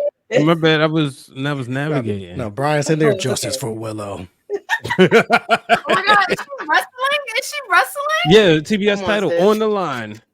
Oh my god! What? Yes! Let's do it. She the face of the brand. No, she got serious face on. She's in business tonight. TBS championship on TBS. She gonna beat Willow. She better defend it. Shoot. Yeah. Not on fucking Collision. What kind of fucking shit. Right. That pissed me off when it first came out. Fucking Collision. Really? Letty is in the building. Letty. Now it's lit. Champion. Shout out to her. I enjoy her sports fashion. I enjoy her on TikTok. Shout out to her. I enjoy her on TikTok. Yeah. Mercedes. No, Letty. Oh, Are you not on TikTok? I, Have you I, not seen sports and I fashion? have it. I rarely pop in. Have you not seen sports and fashion? Mhm. Come on. She's my ultimate guide to the WNBA walking the tires. I have to watch. Yo, we gotta be out to some games too. I need to pull up to one. This season gonna be lit. Yo, I went to my first Liberty game about 2 years ago, and I've always wanted to go back. I went to my first Liberty game like 2 summers ago. Yeah, like 2 summers ago, and I've been wanting to go back. They're worth it though. Candace Parker when she was with the Chicago They're Sky. very good this year. Oh yeah? Yeah. And Candace Parker's my favorite of all time. So needless to say, I was happy. Oh my God. It is so exciting to see Mercedes wrestle, yo. Yeah, I'm glad but I'm glad like this kind of like paid off a little bit quicker. You know, she admitted that she did it because right. I'm over it now. I had my moment. What? She's our champion. I'm stuck. CEO. That's not the dance. It's this. That's right. I don't have no rhythm. I know my place. So what? No, this is Tony Khan, but he was still Pepper Thurston. You just we gotta break. Yeah. That's not going in the next intro. We got Brian shaking it like a tail feather. Hey, yo. We got mad anniversary parties. We got anniversary parties to work on that. I got an after dark story. Oh, okay. I'm gonna put it in the group in the chat.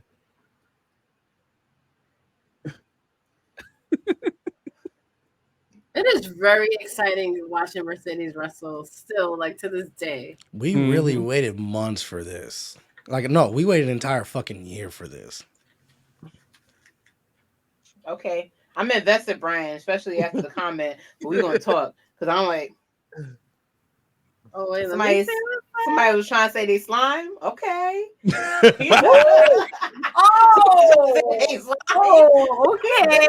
Okay. That's after dark material. Definitely is. Definitely is. Do we think hubby made Mercedes gear? Maybe because he'd be hella busy in WWE. What do we think about her gear so far? I'm gonna say no. I like that she's experimenting. I love it. I love that she gets to experiment. And she's having a lot of fun with the looks. Like everything is a look from head to toe, and I love the commitment to that. She's a starra. She's a starra. I like the gear. I'm still like, with the CEO on the back of the wig, but that don't bother me. I like let it. them say what they want to say on the. But then again, P put it perfect. Like she's actually jumping out of comfort zone and trying stuff. So I'm with it. Yeah. Yeah, I like her and Naomi doing that. It just feels like another layer, another level. Yeah. Plus, she's got to disassociate from Sasha Banks. So this is one. She was a boss, and now she's a CEO. Can I just I know you ain't rolling your eyes like that. CEOs are higher than bosses. Look at their paychecks. Wait, is Brian trying to stand on Mercedes' own name? What's she gonna come back as though? Hey, the H stands for hating. She gonna come back as Brian. I've learned. That's it. I've lost my dog in this fight. I've given up. I'm just. No, I'm. That's it. Wait, can I just say how cool it is that we're seeing like a sky blue, right? Let's say like even 2 years ago, like she's wrestling Sasha Banks right now. Like that is so cool. Like Willow, like Sky Blue was in like high imagine that being like a goal because we've watched these women wrestle. I mean, like, we've heard like a good amount of the AEW women be like, "What got me into wrestling was Sasha and Bailey." And exactly. It's like, now you actually get a chance to wrestle one of them. Opportunity, right? And that's why I didn't hate the fact that Mercedes then immediately goes to the world championship because there's so many women that she can build up to get to the world championship so that there's a viable division. And that's when your icon status to me.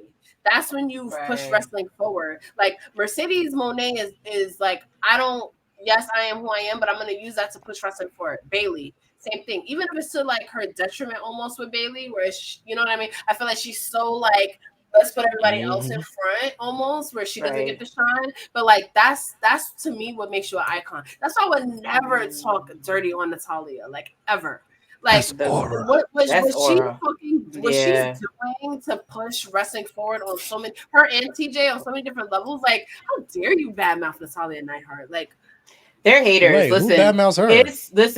It's one thing when you vote. It's another thing. It's one thing when you to vote. It's another thing when you can literally gracefully walk throughout the company and say, you know what, I'm gonna stick my hand here. I'm gonna stick my hand out there, and it's gonna make it work. And it makes it work, and it makes it effective. Like literally. Even off TV, like bro, Natty and TJ created Dungeon 2.0 when every fucking body pulls up, regardless of companies. Like they are teaching everybody. You see, part of Liv's level up in ring has been because of the work that she's been doing in Dungeon 2.0. Did y'all see her tweet, Natalia's tweet, talking about the women's evolution? How she wrestled over 60 different women. Listen, don't no woman got a Guinness World Record for how many matches it's like, bro, you've had. Natty deserves all the flowers. Like, I don't know. Like, if you hating on Natty, it's got to be like something stupid. And it was crazy because the only time I've seen people actually ride for her and it kind of faded a little bit was when the Hall of Fame came out and people were like, yo, how are the Bellas getting it before her? But she's also going on to, and that's how you know she's the queen that she is, because she be serving. That's the queen behavior. She was like, listen, I taught these girls how to wrestle yet, but you don't know how much work they put in after that. You know how many people literally learn how to wrestle the best they can and then they do absolutely squat shit with it? Like, think about that. So for her to say, I had a piece in this, I had a hand in this, I'm proud for them to even get to that level. Maturity. She's a queen. Doing queen things. Yeah, Natty's definitely getting it. It's just a matter of like she's still currently like working. Like when she gets in, I can see like so many women from different generations pulling up for that Hall of Fame just to give her flowers, because it's like, bro. If we talk about Forbidden Doors, I would highly want to see her and Britt Baker. Like I would highly want to see her and Britt Baker. Her and another person that I think would fit the mold as far as like someone who would go toe to toe with her after, especially after this Sunday. Definitely thinking of a Will Nightingale type situation. Yeah, I definitely think also same thing. Her and I'm waiting for Jamie Hayter to come back because I like Jamie Hayter. Same. That would be my 3. So Bobby Lashley versus Powerhouse Hobbs. Ooh, big meaty men slapping meat. The big meaty men invitational. Meat mania. I'm with that. I tried to throw out the thick invitational for Jobber Slam, and they told me no, it's not culturally appropriate. So what about Willow and Bianca? Willow and who? Willow and Bianca, they're 2 big baby faces. And listen, with Jade being there, she can kind of tell her like, listen, this is what you're going to go up against. I think that I don't know, could it be revisited now that we have WWE Jade Cargill, who's a little bit more seasoned? They're both lovable baby faces with nasty streaks, and it's like they match each other's styles. There's also a contrast in styles at the same time. Like that'd be interesting. That'd be like a good best of 5. I'm thinking Toni Storm and Bianca Belair. Like Toni Storm now versus what she was in WWE versus now Toni Storm versus Bianca Belair. I think that would eat too. I think that and Rhea Ripley would be the most aggressive match really cool in the world. If Toni circled the block and came back on Charlotte. This version of Toni going against Charlotte. Like, yeah, that pie in the face cream pie shit, I ain't that motherfucker anymore. I leveled all the way up and surpassed you. And then having forced Charlotte to talk her shit. That would be very interesting. So who's this? Oh, Stephanie Vacker? Oh, really? Against CMLL? That's what I said. I said homegirl from CMLL was here. You didn't hear me earlier? No. Yeah, I heard you. I missed that. They were running her package, and the fact that she's here, oh shit, it's gonna be good. We really. And this is why. She got the belt that Man City's never got because she got injured. Shit. And they got it. See, this is why I was okay with Mercedes going to AEW. When a lot of people are like, no, we don't want to see her. For this fucking reason She has right her here, belt. she has an entire plate of people that she can wrestle that she's never wrestled before, but now she can go hop around different companies, hop in CMLL, hop back in New Japan and go wrestle the Stardom ladies. Like she couldn't do that in WWE, but now AEW allows her to do that, and also on a limited schedule, which means she could also still do Hollywood shit at the same time. If this is at Forbidden Door, oh my god. Losing my shit. Where's Forbidden Door? Ooh, Long Island. Thicky Statlander.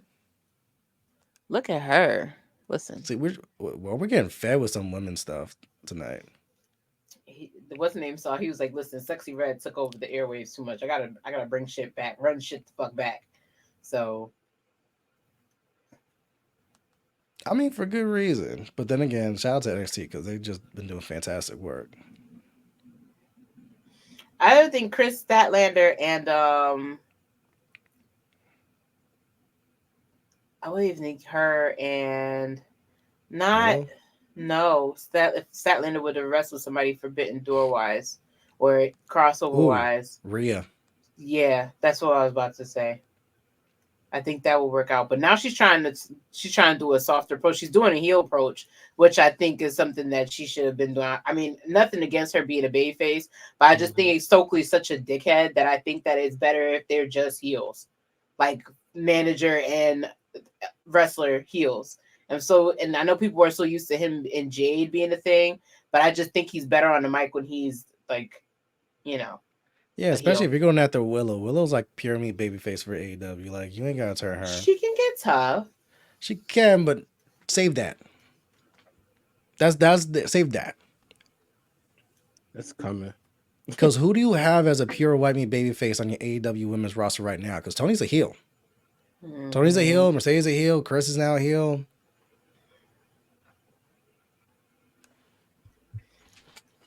And even look, that little promo was even better with her. I like that, Andre. Heyman and Stokely in a promo battle.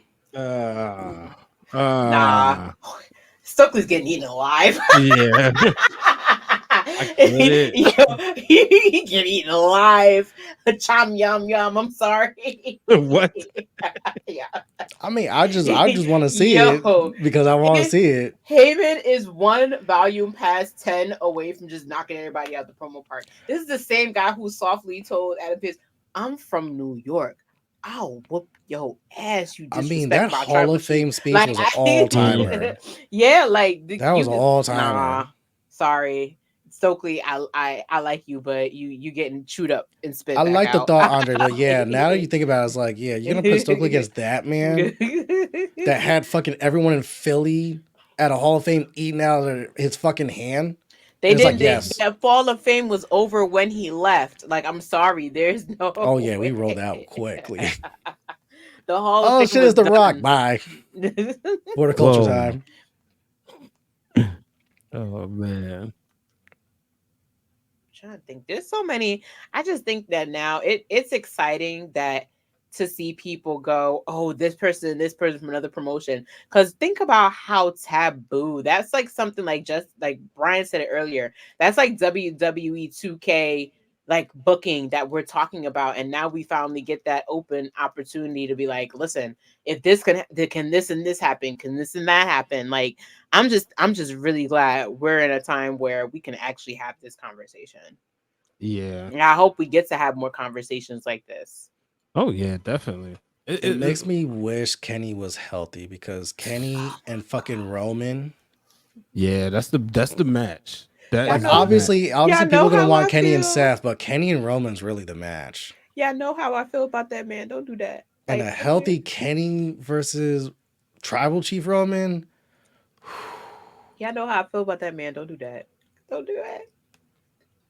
Because I want Kenny. He's another person. I would pay Kenny good money everybody to see Kenny Omega do a running fucking V trigger on Roman. Yo. And Roman sell that to the high heavens. Like, he would. And he would take that spear like a grown ass man. He would take that spear like a grown man. Wait, Roman going over?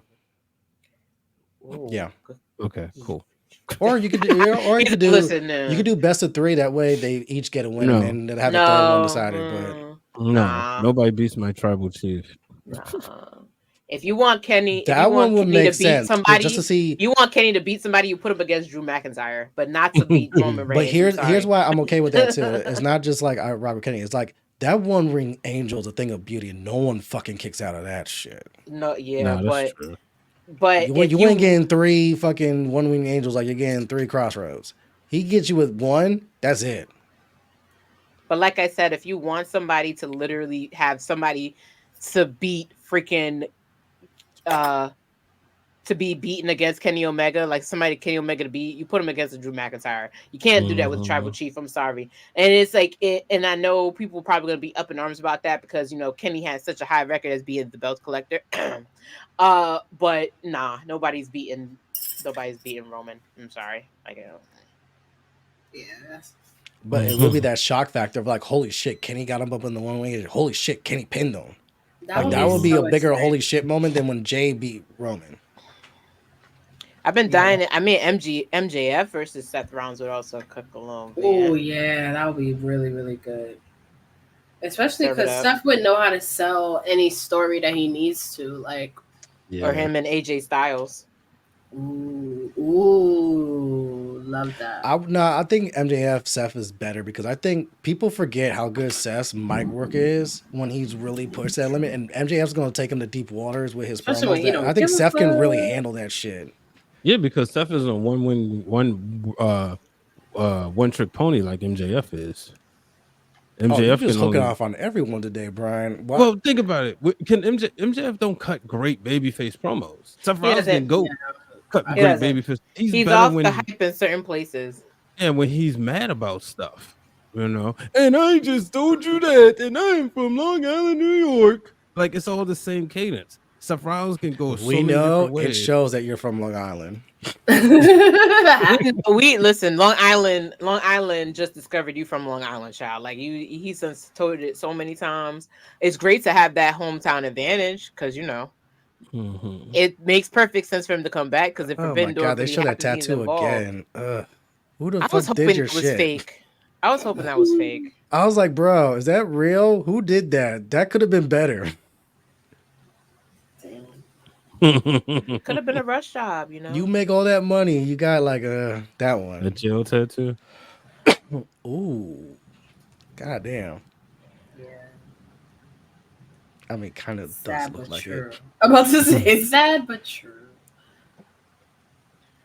So there's also one more thing. So with Mustafa Ali being the X Division champion, there was even I forgot who tweeted like, "Listen, now that we doing this, Cedric."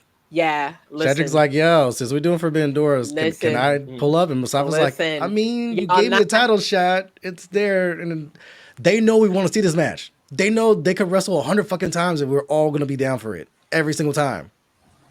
Wrestling soulmates, you two." Facts. I've seen him wrestle in person twice, and I'm like, yes, I will pay to watch it more. Did they just roll? What did they just drop? Did they just flip a coin? Yeah, Okada. Okada's coming out, or as Brian likes to call him, the swaggerless one. He don't got no aura. It is what it is. He not like us. He not like us. He not like us.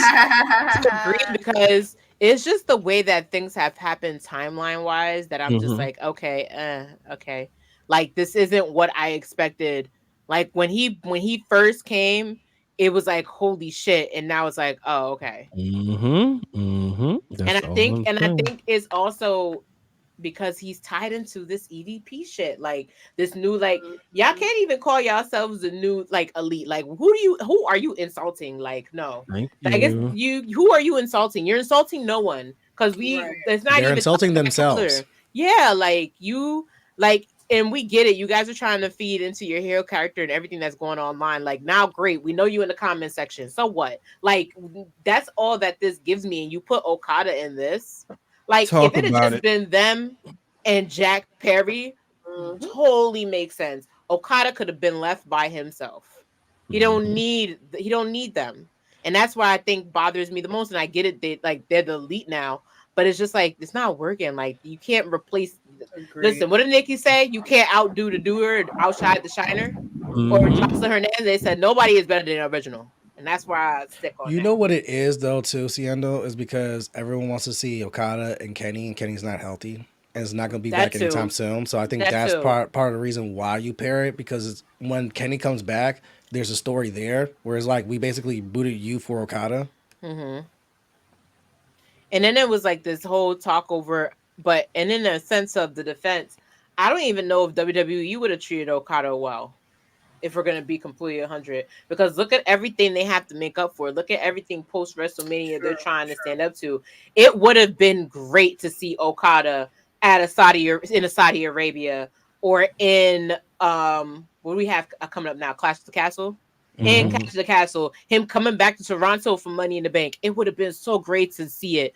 But would we have appreciated it the way we're supposed to appreciate it? I don't know. No, because with WWE fans, a lot of them don't watch New Japan. So it's the same thing you did with Shinsuke, you're going to have to do with Okada. Mm-hmm. Whereas And I don't Shinsuke want went that all the to time. NXT and went with the aura. It was coming off a hot G1, was coming off a hot Wrestle Kingdom 10 match with AJ Styles. And I don't want that for Okada. You had to slowly filter everyone into this is Shinsuke. This was his time in New Japan without mentioning New Japan, because that was the Mr. Redacted. We don't mention other companies. That's not WWE shit. Yeah. So Okada, you kind of have to go that same route where it's like, he's too big for NXT, but you kind of got to, because a lot of those fans don't watch New Japan, so they're maybe like Okada, like the same way with Asuka, same shit. Like it took a while for people to come around to Asuka, like, oh, this is Asuka, this is why she's a big deal. And it took her getting the title and beating Bayley the second time in Brooklyn for people to now like, okay, this is Asuka. Now we get it. And even when she went to the main roster, same shit. You had to reintroduce her because main roster people don't watch NXT sometimes. And then it's like that's what makes me wonder about how the whole Julia thing's gonna go, because I feel like they're gonna have to do the exact same thing. Like it's good that we're in an age of social media where you can go online and kind of see what you're looking at before it hits the screen. So I feel like a lot of people are doing that with her, but they're gonna have to do their due diligence in introducing her. And that's why the whole thing too with Ethan Page kind of fell flat with that crowd down in Florida, because let's be real, that crowd down in Florida, they in that bitch every Tuesday. Some of them don't even know what AEW is. They don't have the time. So that's how people were like, yo, that crowd was so dry, and I popped from home. Yeah, because we home. We see what Ethan Page, we were at the beginning of AEW, so we know what Ethan Page can do. So it's gonna take time for them to build him up. And that's why I feel like even if Okada had hit WWE, we would have been through the same stuff. I don't think he deserves that. I think his aura probably would have fizzled. It probably would have bounced back a little bit more by now, because everything WWE has going on, their international brand. He would have been on an international bump. He'd have been in NXT. Hell, I don't even honestly think that Obafemi would be the North American champion if he was in NXT. And that's just me, because that's the type of backing they would have put behind Okada. But I still think it would have fell flat here. So I don't know. I agree. That's just to summarize and say I agree with what Brian's saying, because I just don't think nobody in America knows how to handle him at all. And they're not taking the time to do it properly, because now they got him in this dumbass, whack ass EVP new elite shit, and I'm just like, I don't like them. I don't like them as much. I think they're carrying the story very well, but it's just like this was not it. Like it should have just been them and Jack Perry, and have Okada run around doing something else. Yeah. But if he was in WWE, I think they would have figured it out, because of the fact that it's Hunter running the company now and Sean's running NXT. And when Hunter's had his hands on the things, we see it work out. Like Shinsuke worked out because of what Triple H was doing. Asuka worked out because of what Triple H was doing. Yeah.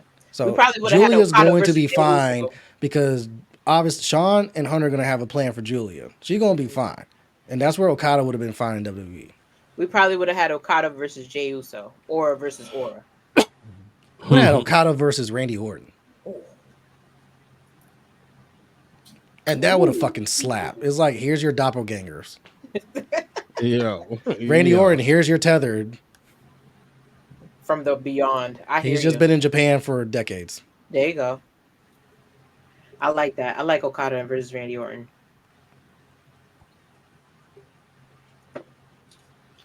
Oh, right. I like Faye Jackson and Nia Jax. That would be a good one. It does. Yo. That would be good. Can we talk But- about also how today's her 40th birthday and she looks Mhm. like so good? She Queen. do not look no Nia damn Jax. 40s. Me neither. Snatch. Crazy. I was like, girl, you older than me. You do not look it. So Shout to out you. to her. She's been working. Yeah, she This really is I like was so that fucking happy she won that rejuvenation. Queen of the Ring, and especially the way she demolished Lyra. Yo, that was a lovely finish. it was. Shout out! It was a lovely match to start, and shout out to Lyra too. On top of that, for her to Mhm. already be on the main roster and go that far, that was amazing. Yeah. Yeah.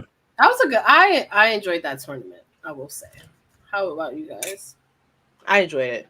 The bracket was set up nicely. The wins were close. I quite enjoyed it. We got some great matches out of this tournament, which obviously it was a low bar because the last time we had the Queen of the Ring tournament, they barely got any time. Yeah, Right. talk about it. Like Right. Bianca and Tiffany alone got more time than the entire tournament, Right. which tells you, Mr. Redacted, reason number why you're going to hell. But Damn. I mean, he is for a litany of reasons. Get the Jericho list. Obviously. But at the same time, Man, to bring it back to a man. positive, that Queen of the Ring tournament, like there was a lot of bangers. Like Lyra Io was really good. Bianca Tiffany was really good. Even Bianca Nia was really good. Like there's a lot of bangers. Like the women really delivered and showcasing this. I just wish Zelina was in it. It sucks to have both Zelina and Woods out because of injuries, so they couldn't defend their crowns. Mhm. Mhm. Yeah, true. I was disappointed when I saw that on Zelina's part and Xavier's part, but I think it was really good overall. Speaking of your boys, the Acclaim, Brian, here they come.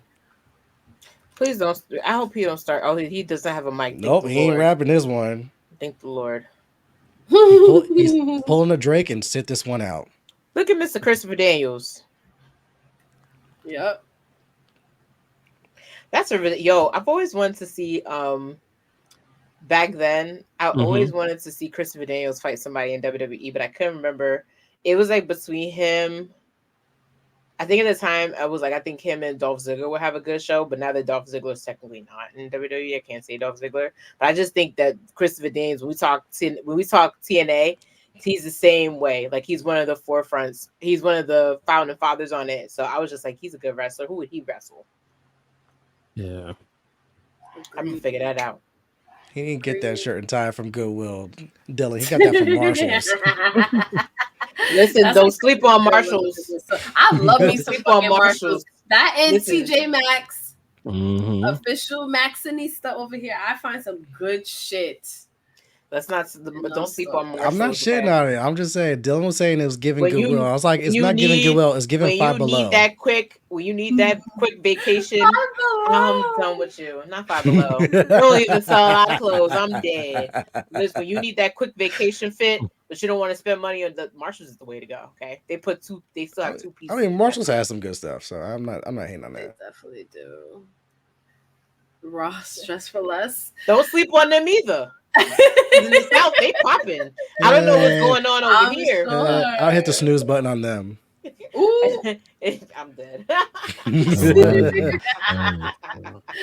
I will say it really, really felt good being back tonight. I think I was like so excited to get back and do fan club tonight because it had been so long. And it's such an exciting time. And I really miss you guys. And all our VIPs, Dylan, Rikarsha, Keith, and everyone that came through. Thank you guys for joining me and doing this. We are very lucky. We have fun every time we come here. It's because We of you guys. do. And I want to also, I appreciate how our audience also has grown. So if you are new to Those Wrestling Girls platform and you are new to TWG Fan Club, it is our weekly fan club every Wednesday around 7-ish. And we just talk about wrestling. We get together, we have fun, and we get into all of it. I don't know what we're going to talk about next week, but I'm excited. for next week already, and everybody that's joining us. If you are on social media and you interact with other wrestling fans and they are positive and fun and have really good perspectives, invite them to hashtag TWG Fan Club on those Wrestling Girls Twitch and our Twitter profile every week. And I want to again just thank everybody for the love and support. It really means a lot because it's important, especially when you're in this wrestling media content creation game. Like it can really just feel like you're on this like, you know, ongoing wheel, and then sometimes you really got to take yourself off of it and be like, okay, this is why I love wrestling, this is why this is fun, this is why we do this. Thank you, Rikarsha. We love you guys. We are going to be back every week, and we're going to be talking our shiznits. Where can everybody find you guys? Well, you can find me on all social media platforms at It's Justin Rich. You can find me here Wednesday nights live on Those Wrestling Girls Twitch channel for TWG Fan Club. Myself, these three beautiful, amazing, intelligent co-hosts of mine. Welcome back. Welcome back. You can also catch me on Twitter Spaces Tuesday nights on Black Wrestling's handle around 6:35 for Turnbuckle Talk, aka The Buckle. Myself, Mimi, and Corey, we talk all things wrestling. You can catch me from time to time on True Hill Heat Sports and True Hill Heat Wrestling. Buffalo channels are located on YouTube. We talk sports, wrestling, and all that fun stuff. Your boy was on doing a watch along for King and Queen of the Ring, so we got to watch this. Nice. Jokes involved in it as well. So we here, we outside, we active, we back. You can find me at Brian H. Waters on all social media platforms. Catch me on Ringer Wrestling Worldwide. That's the show. Comes on Tuesdays now. This week we talked about Dom and Liv, Becky Lynch, what's she up to next, and we also talked about who are the next contenders for the World Heavyweight Championship. And tonight, you can catch me on the Wrestling Realm Now podcast with my brothers, the real Dwayne Allen, Brother Hugh, and Brother Guy, where we will be discussing the war between WWE and AEW and all this stuff with Tony Khan and how the NBA TV rights may have affected him. Well, like P said earlier, the 2B championship, will AEW get a new home? You know, me and Dwayne met in television production school, so we're going to really get into the nerdy shit as far as the TV deals are concerned. So make sure y'all check that out. Also check out my other podcast, Breaking Through Glass Ceilings with Brian H. Talked about, you know, that guy named Diddy. Talked about him. Talked about the NBC or NBA on NBC coming back and more. And now it's my sister Seindol's turn. And as always, I'm back. It's your Wrestling Girl Seindole B. You can catch me every Tuesday on Watch What Happens NXT. Shout out to everybody who came back. It was very short notice. Your girl had to deal with some personal things, but she back. We also talked about a lot of things, predicted a lot of things, but nothing compared to the epic episode that is this past Tuesday NXT. So this week we're going to jump right back in the swing of things. Co-host for the night to be announced, but I'm very excited to have this person back on my side. We're going to be talking about everything from the Forbidden Door being crossed to Mr. All Ego showing up to watching Sexy Red do a split right behind Javon Evans and Trick Williams. We're all of this gearing up to an epic NXT Battleground live from Las Vegas. No, I am not going, but yes, I will be live streaming before the show. We are doing a Battleground pre-show. It's tradition. We're not breaking it. Can't wait for that. And then when you are done with that, you can come over here the next day and join me over here with the three best friends that anyone can have. Every Wednesday for Fan Club, 7:30 on the dot, sometimes 7 o'clock. I'm so excited to be back. I am so excited to be back in the air, but you know, there's just so much going on that you just gonna have to stay tuned. Bow, bow, bow, bow. I want to, so just from what we were talking about earlier about Natalia, like I don't know if you guys saw her tweet earlier, but she wrote, when the smoke of the women's evolution is cleared, I hope the names remembered will be many, and the moments mentioned will include the match with her and Charlotte in NXT.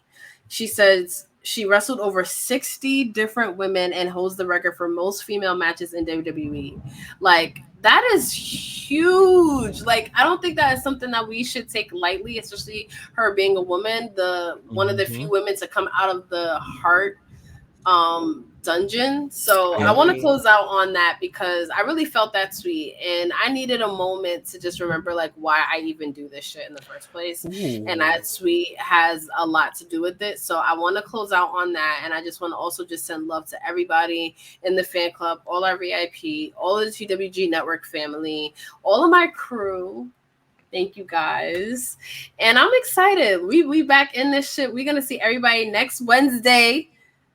In TWG fan club, and we love you all. Make sure you follow all of us and stay tuned to everything that we're doing because we're all over the place and I love it.